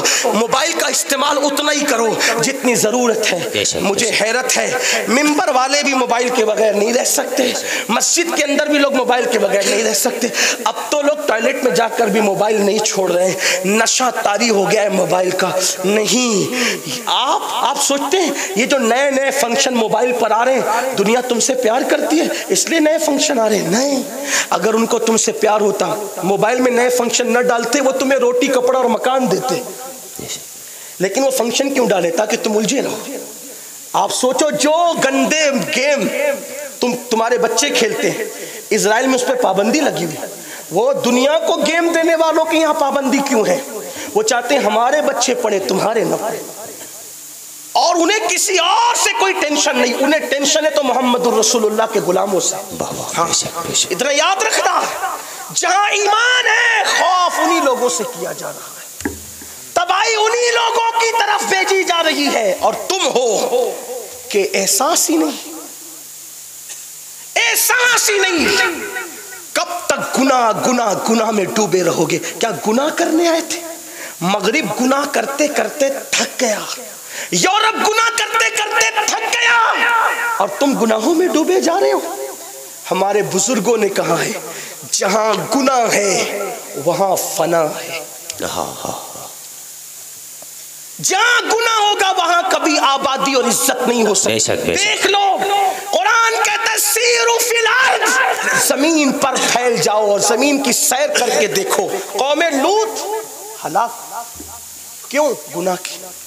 قوم عاد ہلاک ہوئی، گناہ کی. قوم سمود ہلاک ہوئی، گناہ کیا. قوم نوح ہلاک ہوئی، گناہ کیا. قوم بنی اسرائیل چہرے سور اور بندر کی طرح ہو گئے، مسک ہو گئے. داؤد علیہ السلام کے دور کے بعد کا دور آپ پڑھیں، ایام یوم السبت والے، سنیچر کے دن شکار کرنے والے. تھوڑا غور کرنا میری بات کا، میں بات جاتے جاتے بہت اہم بات کر کے جا رہا ہوں، سن لینا. قوم عاد ہلاک گناہ کی وجہ، سمود ہلاک، قوم صالح ہلاک کس کی وجہ سے؟ گناہ کی وجہ. قوم بنی اسرائیل ہلاک، یہ سب حالانکہ بنی اسرائیل سے ہی تھے ہلاک. آپ سے پوچھنا چاہتا ہوں، میری بات پر غور کرنا، برا نہیں ماننا، جواب دینا. یہ جو قوم لوط ہے، قوم عاد ہے، قوم سمود ہے، قوم صالح ہے، یہ جو ہلاک ہوئے ہیں یہ کون لوگ تھے؟ تمہیں پتہ ہے؟ پتہ ہے تمہیں؟ یہ مزدوروں کی اولاد تھے؟ نہ. یہ چماروں کی اولاد تھے؟ نہ. یہ نچلی ذات کی اولاد تھے؟ نہ. کس کی اولاد؟ قرآن کہتا ہے وہ بنی اسرائیل تھے. کون تھے وہ؟ بنی اسرائیل کا معنی کیا ہوتا ہے؟ اولاد یعقوب. ان کا شجر نسب پتہ ہے؟ جب بنی اسرائیل کہہ دیا تو یعقوب علیہ السلام کی اولاد ثابت ہو گئی. یعقوب علیہ السلام کے والد اسحاق علیہ السلام، اسحاق علیہ السلام کے والد ابراہیم علیہ السلام. بظاہر نسب کے اعتبار سے وہ یہ انبیاء کی اولاد تھے، لیکن کیوں ہلاک ہوئے؟ گناہ کی وجہ. قرآن کیا کہہ رہا ہے؟ قرآن فکر کیا دے رہا ہے؟ نکڑ پہ بیٹھ کر گناہ کا پلان کرنے والوں تھوڑی توجہ کرنا. شراب اور زنا کے اڈوں کو آباد کرنے والوں، کانوں میں ایئر فون لگا کے گانے سن کر مٹکنے والوں، تھوڑا غور کرنا. قرآن جس کو اولاد پیمبر کہہ رہا ہے، بنی اسرائیل، بنی اسرائیل اولاد پیمبر آل نبی ہے نا، بنی اسرائیل کا نا. جب وہ اولاد پیمبر گناہ کریں تو ان پہ پتھر برس سکتے ہیں. بنی اسرائیل کا میرے مطلب تو یہی ہے نا، اولاد یعقوب. اسرائیل ان کا لقب تھا یعقوب علیہ السلام کا، اولاد یعقوب. نبی کی اولاد اگر بدفعلی کر رہی تو ان پہ پتھر برس رہے. اگر آپ بدفعلی کرو گے تو کیا آپ پہ پتھر نہیں برسیں گے؟ آپ میں سرخاب کے پر لگیں. کس نبی، کون سا نبی، کس نبی سے آپ کس نبی کی اولاد ہو؟ بہت قریبی آپ کس نبی سے اپنا رشتہ جوڑتے ہو کچھ پتہ ہے؟ ان کا تو رشتہ اللہ بیان کر رہے، اولاد یعقوب. انہوں نے بدکاری کی، پتھر برسے. اور سن لو ایک اور بات، ہم نے خدا کی رحمتوں پہ توجہ کی، ہم نے خدا کی غیرت پر توجہ نہیں. بے شک بے شک. جیسے رحمت میں اس کی طرح کوئی نہیں ہے، ویسے غیرت میں بھی اس کی طرح کوئی نہیں. بے شک بے شک. جب قوم لوط نے گناہ کیا، قوم لوط نے، ان کے کیا گناہ تھے قوم لوط کے؟ نمبر 1، مرد کے ساتھ بدفعلی کرتا تھا. اور یہ گناہ مسلمانوں میں، نوجوانوں میں آج ہے. بلکہ بڑی معذرت کے ساتھ دوستی اسی لیے کی جاتی ہے خوبصورت لڑکوں سے تاکہ اپنے دل کی خواہشات پوری کی جائے. حالانکہ بتایا گیا کہ جانوروں میں بھی، جانور بھی نر جانور کے ساتھ بدفعلی نہیں کرتا سوائے سور کے. یہ بات صرف خنزیر میں، اور جانوروں کے اندر یہ چیز نہیں ہے. تو نمبر 1، مرد کے ساتھ بدفعلی کرتا تھا. نمبر 2 وہ تالی بجاتے تھے, تالی بجانا ان کی عادت تھی. نمبر 3 وہ سیٹی بجاتے تھے, تفسیر اٹھا کے دیکھیں. اور نمبر 4 وہ پیٹ کی گیس زور سے ہنسی مذاق میں خارج کرتے تھے. نبی نے ان کو سمجھایا, وہ نہیں مانے تو اس قوم پہ اللہ نے پتھر برسائے.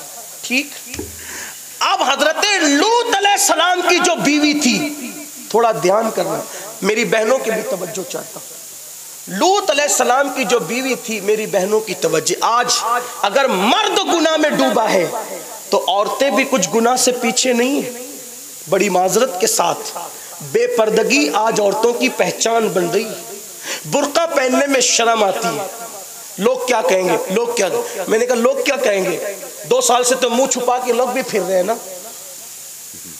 2 سال سے جو ٹی وی کے چینلوں پہ بیٹھ کے برقعے کا مذاق اڑاتے تھے کہ مسلمان اپنی عورتوں کو منہ چھپا کے رکھواتا ہے, اس کا دم گھٹتا ہوگا, سانس کیسے لیتی ہوگی, گرمی کیا ہوتی ہوگی. میں نے کہا 2 سال میں تو قدرت نے تمہیں بھی منہ چھپانے پہ مجبور کیا نا. تم بھی تو منہ چھپا کر پھر رہے ہو. تم سانس کیسے لے رہے ہو, گرمی کا تمہارا حال کیا ہے. کہا نہیں, بیماری سے بچنے کے لیے ہم منہ چھپا رہے. میں نے کہا ہم منع نہیں کرتے, ہم بھی منہ چھپا کے پھرتے رہے 2 سال تک آپ کی طرح, لیکن جب بیماری سے بچنے کے لیے منہ چھپایا جا سکتا ہے تو کیا آبرو بچانے کے لیے منہ نہیں چھپایا جا سکتا؟ تیرے نزدیک جان ہے, میں ہمارے نزدیک جان سے زیادہ قیمتی آبرو. ہمارے مذہب نے ایک عورت کی عزت کو کتنا بلند کیا ہے.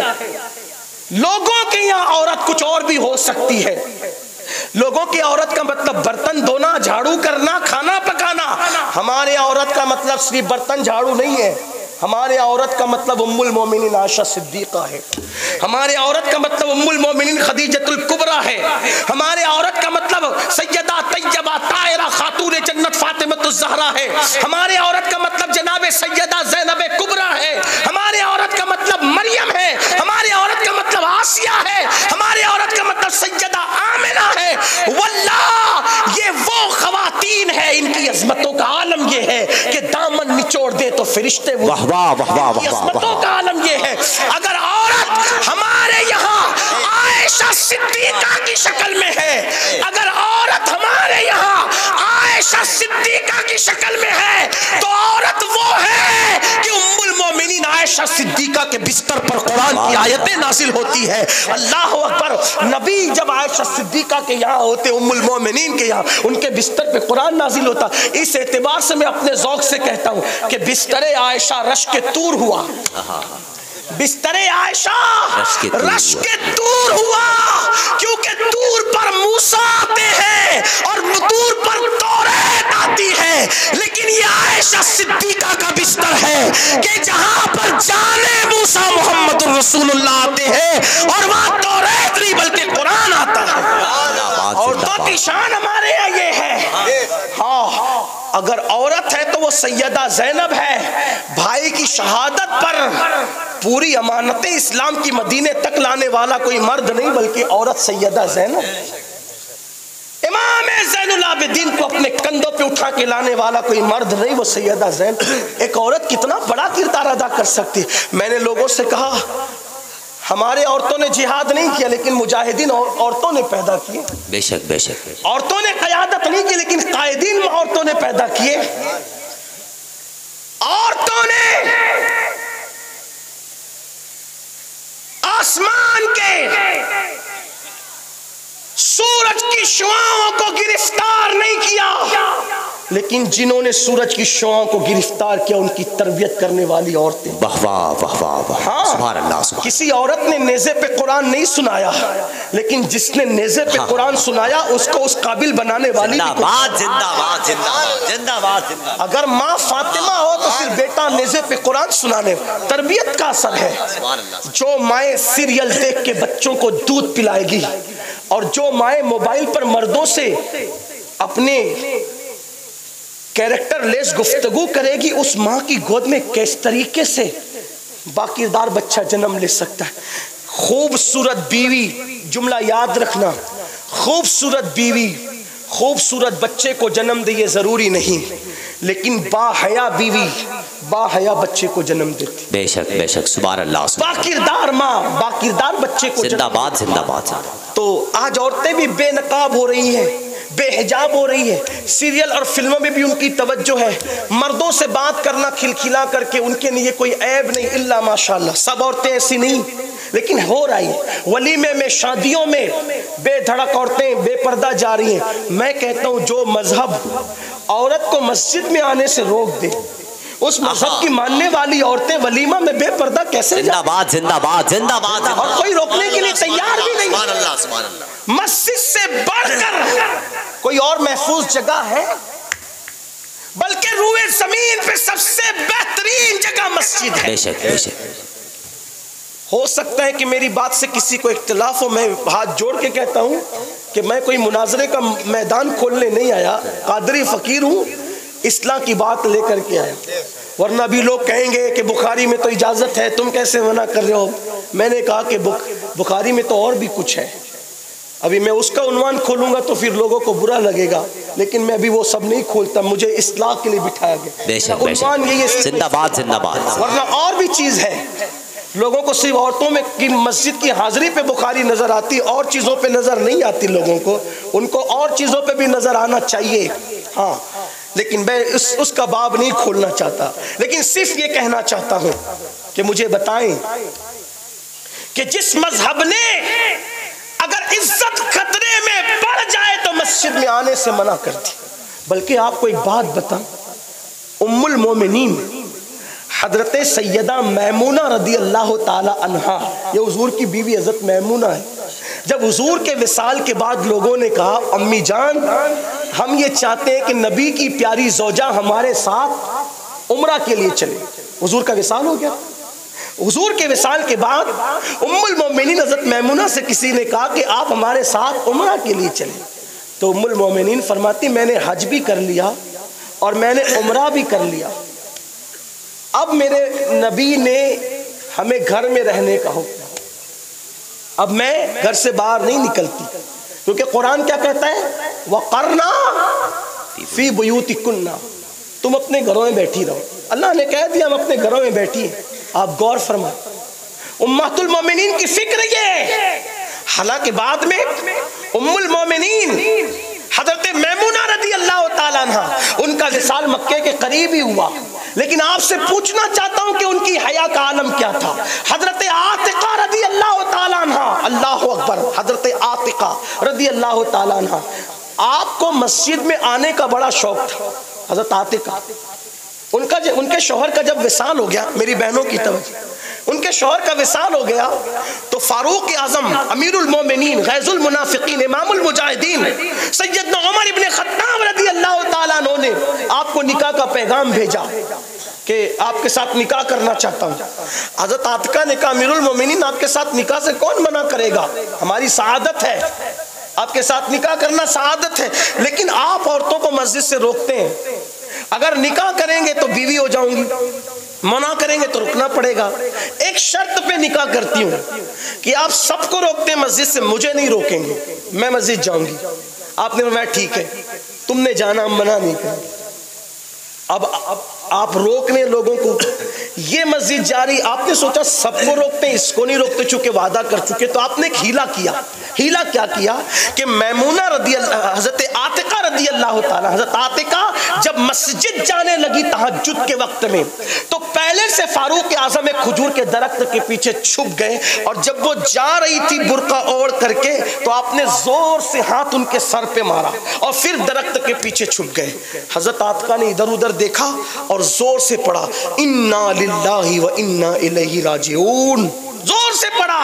اور اللہ کی بارگاہ میں سر اٹھا کے کہتی ہے مولا تو جانتا ہے کہ مسجد میں آ کے عبادت کرنا مجھے کتنا پسند ہے مولا، مگر فتنوں کا دور آ گیا، پتہ نہیں میرے سر پہ کس نے حملہ کیا، میری آبرو خطرے میں پڑ گئی. اور پھر اس کے بعد مسجد نہیں گئی، گھر واپس گئی. اور پھر جب باہر نہیں نکلی، جب نکلا تو ان کا جنازہ باہر نکلا. اگر حیا کو خطرہ ہوا تو عورتوں نے مسجد جانا، زندہ باد زندہ باد زندہ باد. عزت کو خطرہ ہوا تو عورتوں نے مسجد جانا چھوڑا. اور عورتیں ولیمہ میں بن سنور کر جائیں. شوہر کے لیے نہیں بننا سنورنا، ولیمے میں جانے کے لیے. مجھے حیرت ہے کیسے چینجنگ آ گئی، چینجز کیسے آیا. اسلام میں بننے سنورنے کا حکم شوہر کے لیے ہے. عورتیں گھر میں رہنے کے لیے نہیں سنورتی، عورتیں باہر بازار جانا ہے تو سنورے گی، ولیمہ جانا ہے تو سنورے گی. حالانکہ فرمایا گیا جو شوہر کی خوشی کے لیے سنورتی ہے، سنگھار کرتی ہے، اللہ اس عورت کو رات میں نفل پڑھنے سے زیادہ ثواب عطا. سبحان اللہ سبحان اللہ سبحان اللہ. اسلام بننے سنورنے سے منع نہیں کرتا، زندہ باد جائز طریقے سے بننا سنورنا ہے تو.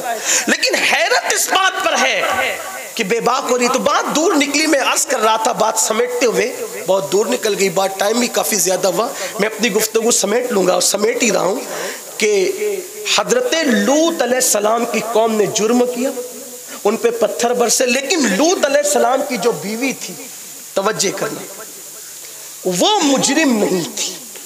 اس اعتبار سے جس جرم میں قوم لوط مصروف تھی، اس جرم سے حضرت لوط علیہ السلام کی بیوی کا دور دور کا بھی کوئی تعلق نہیں تھا. کیونکہ نبی کی بیوی کبھی بے حیا نہیں ہو سکتی، بے غیرت نہیں ہو سکتی. کیوں؟ بلکہ اللہ نبیوں کے حوالے سے اتنی غیرت فرماتا ہے کہ میرے نبی پاک کے نکاح میں آنے سے پہلے آپ کی ازواج اگر کسی اور کے نکاح میں بھی رہی تو اللہ تبارک و تعالیٰ نے جو فطرت کے بعض معاملات ہیں ان سے ان کو محفوظ رکھا. وہ آپ علماء سے پوچھ سکتے ہیں، میں اس کی طرف نہیں جاتا. لیکن بات آپ کو یہ بتانا چاہتا ہوں کہ اللہ کتنی غیرت فرماتا ہے کہ جب لوط علیہ السلام کی قوم پر بے حیائی کی وجہ سے پتھر برسے تو اللہ نے پتھر برسانے سے پہلے لوط سے کہا کہ آپ قوم سے نکل جائے، باہر نکل جائے. جب لوط علیہ السلام اپنی فیملی کے ساتھ باہر نکلے اور قوم پہ پتھر برس رہے تھے، اگرچہ لوط علیہ السلام کی بیوی اس بدی میں مبتلا نہ تھی، لیکن قوم پر جب پتھر برستے دیکھا تو لوط علیہ السلام کی بیوی نے پیچھے مڑ کے کہا ہائے میری قوم. لوط علیہ السلام کی بیوی نے کہا ہائے میری قوم. اللہ نے وہ پتھر جو مجرموں پہ برس رہے تھے، لوط علیہ السلام کی بیوی پہ وہ پتھر ڈال کر اس کو بھی ہلاک کر دیا. اور ہمیں پیغام دیا اللہ کی غیرت. اگر نبی کی بیوی مجرم نہ ہو ان جرائم کے اعتبار سے، لیکن مجرموں کی حامی بن جائے تو اس پہ بھی پتھر برس رہا. نبی کی بیوی کسے کہتے ہیں؟ آپ کہاں ہو؟ یعنی گناہ نہیں کیا، وہ بدی نہیں کی، بدی کرنے والوں کی حمایت کی. ہائے میری قوم کہا، اللہ نے اس پہ بھی پتھر برسا دیا. اب آپ سوچتے ہیں ہم بدی کرتے رہے، پاپ کرتے رہے، شراب اور زنا کے اڈوں کو آباد کرتے رہے اور ہم آرام کی زندگی جیے، عیش کی زندگی جیے. ایسا نہیں ہو سکتا. جہاں گناہ ہے وہاں فنا ہے. اگر اس فنا سے تباہی اور بربادی سے بچنا ہے، ایک راستہ ہے، بس توبہ کا دروازہ کھلا ہوا ہے. اللہ کے بندو، اللہ کی طرف رجوع کرو، پلٹو، توبہ کرو. میرے اللہ کا وعدہ ہے کتنا بڑے سے بڑا مجرم بھی توبہ کرے گا ہم اس کو معاف کر دیں گے، اس کی مغفرت فرما دیں گے. بلکہ یہاں تک فرمایا کہ گناہ کرنے والا جب گناہ سے توبہ کرتا ہے تو ہم اس کے گناہوں کو نیکیوں میں تبدیل کر دیتے ہیں، اس کے گناہوں کو نیکیوں سے بدل دیتے. توبہ کر لو میری قوم کے جوانوں، توبہ کر لو. توبہ کا دروازہ کھلا ہے. کیسوں نے توبہ کی، اللہ نے ان کو معاف کیا، اللہ تعالیٰ نے ان کی مغفرت کی. اور اللہ کا وعدہ ہے ان اللہ یحب التوابین، جو توبہ کرتے اللہ ان کو اپنا محبوب بنا لیتا ہے. ہر دروازے پر مجرم جا کر گناہ کا اعتراف کرے، اقبال جرم کرے تو اس کو سزا ملتی ہے، اس کی عزت جاتی ہے. میرے اللہ کی چوکھٹ وہ چوکھٹ ہے، وہاں آ کر کوئی اقبال جرم کر لے تو نہ سزا ملتی ہے نہ عزت جاتی ہے، بلکہ اللہ اس کو معاف بھی کرتا ہے اور اس کی عزت اس طرح بڑھاتا ہے. ان اللہ یحب التوابین، اللہ توبہ کرنے والوں کو محبوب بناتا ہے. حضرت محبوب الہی خواجہ نظام الدین اولیاء اپنے ملفوظات میں فرماتے ہیں ایک آدمی متقی ہوتا ہے اور ایک آدمی توبہ کرنے والا ہوتا ہے، اور دونوں برابر ہوتے ہیں اس اعتبار سے کہ متقی وہ ہے جس کے نامہ اعمال میں گناہ نہیں، اور توبہ کرنے والا وہ ہے کہ جس نے گناہ تو کیا مگر توبہ کیا اور توبہ کی برکت سے اس کے گناہ مٹا دیے جاتے ہیں، تو اس کا نام اعمال بھی گناہوں سے پاک ہوتا ہے اور اس کا نام اعمال بھی گناہوں سے پاک ہوتا ہے۔ اس لیے توبہ کرتے رہو اور یہ مت سوچنا کہ میں توبہ کروں گا تو میرا اللہ معاف کرے گا کہ نہیں کرے گا، یہ شیطانی وسوسہ ہے۔ ارے نادان سوچ تو صحیح، جب کافر ایک مرتبہ لا الہ الا اللہ محمد الرسول اللہ پڑھتا ہے تو اللہ اس کا کفر ختم کر دیتا ہے، اللہ اس کا شرک ختم کر دیتا ہے اور ایمان لانے سے پہلے کے سارے گناہ اس کے مٹا دیے جاتے ہیں۔ اگر کافر یہ کلمہ پڑھے تو اس کو یہ انعام ملتا ہے، اگر مومن یہ کلمہ پڑھے تو اللہ اس کو کیا انعام عطا فرمائے گا۔ لوگ کہتے ہیں مولانا وظیفہ دیجئے، جب ان کو کہتے ہیں نا کلمہ پڑھو تو کہتے ہیں کوئی اور دیجئے۔ کلمے سے بڑا بھی کوئی وظیفہ ہے؟ سوچے تو صحیح۔ میری قوم کا حال یہ بن گیا، چیزیں مول سے لو، چاہے فٹ پاتھ سے زیادہ غیر گزری ہو، یہ حال ہے لوگوں کا۔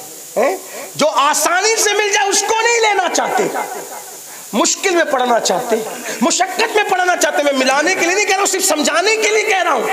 کلمہ زبان پر آسان ہے، جس سے کفر ختم ہو جائے وہ کلمہ طیبہ، جس سے شرک جیسا جرم مٹ جائے وہ کلمہ طیبہ ہے۔ اور لوگ کہتے کچھ اور دیجئے، کلمے سے بھی بڑی کوئی چیز؟ آقا فرماتے افضل الذکر لا الہ الا اللہ، بہترین دعا سورۃ الفاتحہ ہے، لیکن ہم اس کی طرف نہیں آتے۔ آئیے توبہ کریں، اللہ کی بارگاہ میں معافی طلب کریں۔ کیسے کیسوں نے توبہ کی، اللہ نے ان کو معاف کیا، ان کے جرائم کو معاف کیا، ان کو مقام ولایت عطا کیا۔ اس لیے ہم بھی اللہ کی بارگاہ میں توبہ کریں۔ حدیث پاک میں آتا ہے جب رات کا آخری حصہ آتا ہے اللہ رحمت کی چادر پھیلا کے کہتا ہے رات کے پاپیوں صبح ہونے سے پہلے پہلے توبہ کرو تاکہ میں تمہیں معاف کر دوں۔ اور جب غروب آفتاب کا وقت آتا ہے تو رحمت کی چادر پھیلا کے کہتا ہے دن کے گنہگاروں شام ہونے سے پہلے پہلے توبہ کرو تاکہ میں تمہیں معاف کر دوں۔ آئیے نا، جب توبہ کا دروازہ کھلا ہے تو معافی مانگ لیجئے، توبہ کر لیجئے۔ اللہ اکبر۔ بس جو آخری بات عرض کرنے چلا تھا، بات طویل ہوئی، اختتام کی طرف جاتے ہیں۔ اگر جوان توبہ کرے، کوئی جوان توبہ کرے تو 40 دن تک آسمانوں میں نور کی قندیلیں جلائی جاتی ہیں۔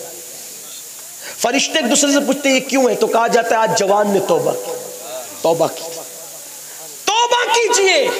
اور توبہ کان کھینچنا، گال پیٹنا نہیں۔ توبہ کیا؟ توبہ یہ ہے کہ اپنے اللہ سے عہد کرو اب گناہ کے راستے پہ نہیں جاؤں گا اور پھر نہ جانا، بس اسی کو توبہ کہ شرمندہ ہو جانا توبہ، اپنے اللہ سے عہد کرنا توبہ، گناہوں سے اپنے آپ کو روک لینا توبہ۔ بزرگوں نے فرمایا جیسے بکری کے تھن سے دودھ نکل کر اسی سوراخ سے دوبارہ اسی راستے سے دودھ نہیں جاتا، ایسے ہی گناہ سے توبہ کرنے والا پھر اس راستے پہ نہ جائے، یہ توبہ ہے۔ اور جو ایسی توبہ کرے اللہ اس کو اپنا محبوب اور مقبول بندہ بنا لیتا۔ بس وہ جو بات کرنی تھی، یہ ایک شخص ہے، آپ نے نام سنا ہوگا، ان کا نام ہے فضیل بن ایاز۔ ہمارے بزرگوں نے اس کو ایسے ہی پڑھا ہے فضیل بن ایاز۔ ٹھیک، وہ شخص جنگلوں میں ڈکیتی کرتے تھے، لوگوں کا مال لوٹ۔ فضیل بن ایاز ایک دن قافلے کے اندر کوئی تلاوت کرنے والا قاری قرآن موجود تھا، وہ تلاوت کرتے ہوئے جا رہا تھا اور اس نے پڑھا کہ کیا آیت پاک کا مفہوم ہے، کیا ابھی وہ وقت نہیں آیا مومنوں کے لیے کہ اللہ کی خشیت سے ان کے دل اللہ کی بارگاہ میں جھک جائیں؟ کیا وہ وقت مومنوں کے لیے نہیں آیا کہ اللہ کی خشیت سے اللہ کی بارگاہ میں ان کے دل جھک جائیں؟ دل پہ اثر کر گئی، بات چوٹ کر گئی۔ فضیل نے فوراً کہا بالکل وہ وقت آ گیا، وہ وقت آ گیا، وہ وقت آ گیا۔ ساتھی آئے، آنے کے بعد کہا فضیل قافلہ آ گیا، بہت زیادہ مال سے لدا ہوا ہے، چلو لوٹیں۔ فضیل نے کہا اب میں کیا لوٹوں، میں تو خود ہی لٹ گیا، میں کیا لوٹوں کسی کو، اب میں خود ہی لٹ گیا۔ اب فضیل نہ رہا، فضیل لٹ گیا۔ کہا کیا مطلب؟ کہ میں نے توبہ کر کے رب کی بارگاہ میں میں رجوع کر لیا، اب نہیں جانا اس راستے۔ دیکھو جب تم توبہ کرو گے تو پہلے قدرت ہی تمہیں آزمائے گی کہ تم کتنے پکے ہو۔ فضیل نے توبہ کی، بڑا قافلہ آ گیا تاکہ بتائیں لوگوں کو جانچ کر کے توبہ ہوئی کہ مکر ہوا۔ اس لیے کہ جو گناہ جو توبہ کر کے توبہ توڑ دیتے ہیں اللہ پھر معاف کرتا ہے، پھر توبہ توڑ دیتے اللہ پھر معاف کرتا ہے، پھر توبہ توڑ دیتے تو اللہ کی رحمتیں کہتی ہے بندے میرے ساتھ مذاق نہ کر، بندے میرے ساتھ مذاق نہ کر۔ حضرت مالک بن دینار کہتے ہیں میرے دوست کا انتقال ہوا اور اس کے سینے سے گرم گرم سانسیں نکل رہی تھی، اس نے کہا استغفر اللہ، توبہ کی۔ اس کے گھر کے کونے سے آواز آئی، کہا بندے بس کر، تو نے بہت توبہ کر کے توڑ دیا، بس کر۔ اللہ کبھی وہ دن کسی کو نہ لائے، خدا کی رحمت روٹ جائے، اللہ کسی سے ناراض ہو جائے، اللہ وہ دن کسی کو نہ لائے۔ اے میری قوم کے جوانوں، اللہ نے تمہیں جوانی دی، وقت دیا، ٹائم دیا، اللہ کا واسطہ دے کر کہتا ہوں وقت کو ضائع مت کرو، پتہ نہیں کل کی صبح ہم میں سے کون دیکھے گا، کل تو چھوڑو پل کی خبر نہیں، صلاۃ السلام تک کون رہے گا نہیں پتا۔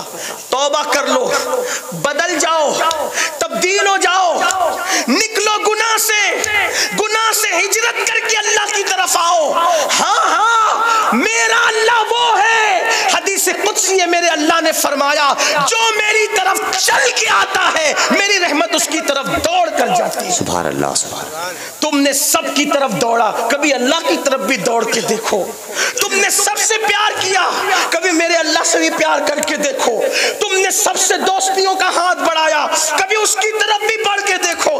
تم نے سب کے لیے رویا، کبھی اس کے لیے بھی رو کے دیکھو۔ تم نے سب سے وفا کیا، کبھی اس سے بھی وفا کر کے دیکھو۔ تم نے سب کی بات مانی، ذرا اس کی بھی بات مان کے دیکھو۔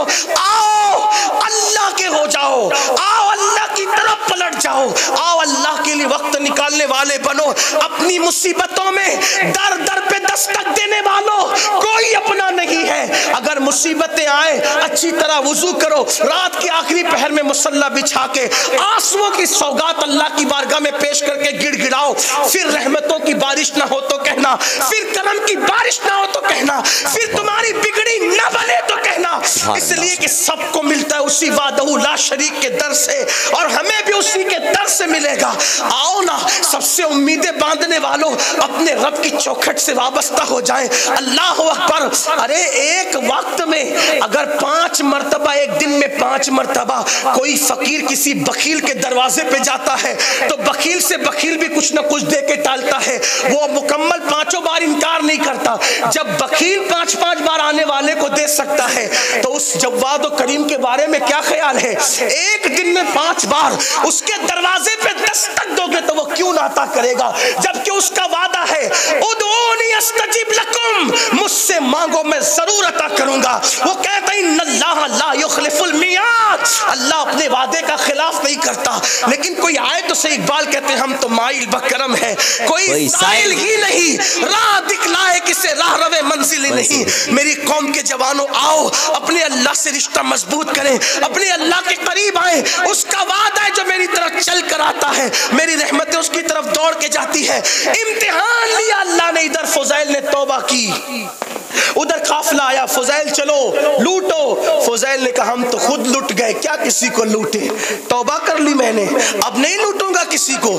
ساتھیوں نے کہا جب ڈکیتی میں آپ ہمارے سردار تھے، ڈکیتی میں سردار تھے، توبہ میں بھی سردار بنی، ہم توبہ کر لی گئی۔ میر عبد الواحد بلگرامی رحمت اللہ علیہ لکھتے ہیں توبہ کرنے کے بعد چونکہ کچھ لوگ توبہ میں بھی چیٹنگ کرتے، مطلب کسی کا مال ہڑپ کر لیں گے لاکھوں کروڑ روپیہ، پھر کہیں گے نہیں حج کر کے اب توبہ کر لی۔ یہ کون سی توبہ ہے؟ پیسے ہڑپ کیے تو وہ واپس بھی تو کرنے پڑیں گے، اگر پتہ ہے نا تو واپس، ایسے نہیں کہ آپ جو وہ پیسے ہڑپ کر کے پھر کہے ہم توبہ کر لیے، نہیں، اگر ہڑپ کیے تو واپس کرنے پڑے، اور نہیں معلوم ہے تو الگ بات ہے، پھر اس کے لیے آپ کے پاس تو اتنی بڑی یونیورسٹی موجود ہے، حضور محقق کے مسائل جدیدہ سے جا کر بات کریں، علماء سے، ہمارے مفتیان کرام سے جا کے بات کریں، بتائیں گے، اگر نہیں یاد ہے تو کیا کریں، نہیں پتہ ہے تو کیا کریں، وہ بتائیں گے۔ میں کوئی مفتی بھی نہیں، کوئی صاحب فتویٰ بھی نہیں، فقیر آدمی ہوں، آپ کی گلی میں صدا لگانے آ گیا ہوں۔ کہ چلو اللہ کی طرف رجوع کر لو، بس اتنی سی بات ہے اور کچھ نہیں۔ فضائل نے جب توبہ کی، میر عبد الواحد بلگرامی رحمت اللہ علیہ لکھتے ہیں تو ان کو یاد تھا کہ میں نے ایک یہودی کا مال لوٹا تھا، اس کا مال لوٹا تھا، اس کے گھر گئے، بھائی کا مال تو سب ختم ہو گیا، کھا پی کر لوگوں نے لوٹ برباد ہی کر دیا سب، اب کچھ ہے نہیں، ایک کام کرو معاف کر دو۔ اس نے کہا دیکھ بھائی معاف کرنے کی ایک صورت ہے۔ کہا کیا؟ کہا صورت یہ ہے کہ میری رقم واپس کرو، میری اشرفیہ سونے کے سکے واپس کرو۔ کہا حضرت میں تو وہی کہہ رہا ہوں کہ میں ختم، کھا پی کے سب ختم ہو چکا ہے، اب کچھ ہے نہیں، اس لیے معافی مانگنے آیا، ہوتا تو لوٹا دیتے، معافی مانگ رہے ہیں۔ کہا ٹھیک۔ وہ یہودی کہتا ٹھیک کوئی بات نہیں، نہیں دے سکتے نا تم سونے کی اشرفیاں سکے نہیں دے سکتے؟ کہا نہیں، مٹی کی بنا کے دے دو، مٹی کی دے دو ہم قبول کر لیں گے، مٹی ہی کی دے دو۔ انہوں نے کہا بات تو بھائی بہت سستا سودا ہے، سونے کی لے کر لوٹی تھی ختم کر دیا، وہ مٹی کی مانگ رہا ہے۔ تو انہوں نے مٹی کی وہ ٹھیکریاں ان کو لا کر کے یا اس شخص کو لا کر کے دے دی۔ جب وہ شخص کے ہاتھ میں گئی، اس نے تھیلی کھولا تو کھول کر کے دیکھا کہ وہ سب سونے کی تھی۔ اس نے کہا کہ یہ میں تو لے چکا، لیکن اب مجھے ہاتھ بڑھائیں اور کلمہ پڑھا کر اسلام میں داخل کریں۔ آپ نے کہا میں حیران ہوں کہ یہ سونے کی کیسے ہو گئی، اور تو یہودی ہو کہ اب کلمہ پڑھنا چاہتا ہے میرے ہاتھ میں؟ اس نے کہا کہ میں نے آسمانی کتابوں میں پڑھا تھا اپنے مذہب کی کہ محمد رسول اللہ کا کوئی سچا غلام اگر وہ سچے دل سے گناہوں سے توبہ کرے گا تو مٹی کو ہاتھ لگائے تو وہ بھی سونا ہو جائے۔ زندہ باد زندہ باد زندہ باد، سبحان اللہ سبحان اللہ، یہ پیغام لے کے جائے بھائی، سبحان اللہ سبحان اللہ۔ توبہ کی برکت ہے یہ توبہ کی برکت۔ آج ہم توبہ کی طرف اس طرح نہیں جا رہے ہیں، لیکن ٹھیک ہے چلے اتنے بڑے منزل کی توبہ ہم نہیں کر سکتے، کم سے کم مٹی سونا نہ بنے، ہم ہی سونا بن جائے، ہم ہی قیمتی بن جائے، ہم ہی اپنے آپ کو بدل دیں، ایسی توبہ کر لیں۔ اللہ سے دعا ہے کہ اللہ تعالیٰ مجھے آپ سب کو سچی توبہ کی توفیق عطا فرمائے، ہمیں اللہ بدل دے، ہماری نسلوں کو بدل دے، ہماری زندگی میں انقلاب بپا کر دے۔ اور غوث پاک فرماتے ہیں جو میرا مرید ہے میں اس کو بغیر توبہ کے مرنے نہیں دیتا، میرے مریدوں کو توبہ کے بعد موت آتی ہے۔ غوث پاک سے اپنی نسبتیں مضبوط کریں، اولیاء اللہ سے اپنی نسبتیں مضبوط کریں۔ اللہ سے دعا ہے گفتگو کے درمیان اگر کوئی غلطی ہو گئی ہو، میری زبان سے کوئی غیر شرعی جملہ نکل گیا ہو، اللہ مجھے معاف کرے۔ استغفر اللہ ربی من کل ذنب واتوب الیہ۔ ابھی صلاۃ السلام ہوگا، دعا ہوگی، اور خاص طور پہ جو مبارک پور اور اطراف میں جو وبا پھیلی ہوئی ہے اس کے لیے ہم خاص دعا کریں گے۔ لیکن میری گزارش ہے، میں آپ کا مہمان ہوں، آپ سب میرے اہل مبارک پور میزبان ہیں۔ یہاں کی گلیاں چھوٹی ہے لیکن آپ کے دل بہت بڑے ہیں، سبحان اللہ سبحان اللہ۔ اہل مبارک پور کے دل بڑے ہیں، گلیاں چھوٹی ہیں۔ اب ان چھوٹی گلیوں میں اتنے بڑے مجمع کس کے ساتھ گزرنا بڑا مشکل ہے۔ لوگ مسافہ کرنے کے لیے جب وہ دھکے بھی دے رہے ہیں، محبت ہے قبول ہے، ناخن بھی چبو رہے ہیں، محبت ہے قبول ہے، لیکن اگر ایسے ہی رہا، میں کہتا ہوں مسافہ کرنا سنت ہے اور مسلمان کو تکلیف دینا یہ حرام ہے۔ یہ کون سی ہماری بات ہے کہ ہم لوگ مسافے کے لیے نہ بوڑھوں کو دیکھ رہے ہیں نہ بچوں کو دیکھ رہے ہیں۔ یقین جانے میرا اللہ جانتا ہے کہ مجھ سے مسافہ کرنے کا آپ کا جتنا شوق ہے میرا اللہ جانتا ہے، اللہ کو گواہ بنا کے کہہ رہا ہوں، کوئی دکھاوا ریاکاری نہیں کر رہا ہوں، اس سے زیادہ مجھے شوق ہے کہ میں آپ سے مسافہ کروں۔ لیکن یہ شوق کیوں ہے پتہ ہے؟ کسی کی پیشانی پہ تھوڑی لکھا ہے کہ یہ اللہ والا ہے، بے شک اتنے بڑے مجمع سے میں مسافہ کروں گا، ہو سکتا ہے کسی اللہ والے کے ہاتھ میں میرے ہاتھ چلے جائے اور اللہ میرے ہاتھوں پہ جہنم کی آگ کو حرام کر دے، تو میرے لیے تو یہ سستا سودا ہے۔ لیکن بھائی لوگوں کو دھکا دے کر مسافہ کرنا یہ کون سی عقل مندی ہے؟ ابھی میں آ رہا تھا، ایسا دھکا دیا میرے محبت کرنے والے احباب نے، میرا امامہ بھی کھلا اور امامہ گرتے گرتے بچا۔ اب آپ بتائیں کہ امامہ ہی گر جاتا تو میں کس حالت میں یہاں آتا؟ آپ کی محبتوں کی ہم قدر کرتے ہیں، میں اس پہ اللہ کا شکر ادا کرتا ہوں کہ آپ لوگوں کے دلوں میں اللہ نے محبت ڈالی ہے۔ لیکن میری گزارش ہے کہ ایک دوسرے کو دھکا دے کے یا تکلیف دے کے، بلکہ ہماری محفلوں کا رنگ ایسا ہونا چاہیے کہ کوئی غیر مسلم دیکھ لے تو ہمارا ڈسپلین دیکھ کر کہے کہ جب غلاموں کا ڈسپلین کا یہ حال ہے تو ان کے نبی کی بات کیا ہوگی؟ ہمارے کردار سے ہمیں بتائیں۔ تو میری آپ سے گزارش یہی ہے کہ بہت بڑا مجمع ہے ماشاءاللہ، اللہ آپ کو سلامت رکھے، اور اتنے سب لوگوں سے ملتے ملتے رات ختم ہوگی لیکن ملاقات ختم نہیں ہو سکتی، کئی مہینہ لگ جائے تو گا۔ میری گزارش ہے کہ صلاۃ السلام پڑھیں گے، دعا کریں گے، اور آپ لوگ آپس میں مصافحہ کریں، اور آپ بھی اپنے گھروں کو جائیں، اور میں بھی جو ہے وہ یہاں سے مجھے جہاں جانا ہے میں چلا جاؤں۔ امید ہے کہ آپ میری بات پہ عمل کریں گے، اس لیے کہ یہ میرے 2 جملے ہیں، اب میں نے چیک کرنا اس پر کہ آپ میری پوری تقریر پہ عمل کریں گے یا نہیں۔ جو 2 جملوں پہ عمل نہیں کرے گا وہ 2 گھنٹے کی تقریر پہ کیا عمل کر سکتا ہے؟ تو اسی پر آپ کا امتحان ہوگا کہ آپ 2 جملوں پر کیسے عمل کرتے ہیں۔ اللہ تعالیٰ سب کو توفیق دے۔ السلام علیکم۔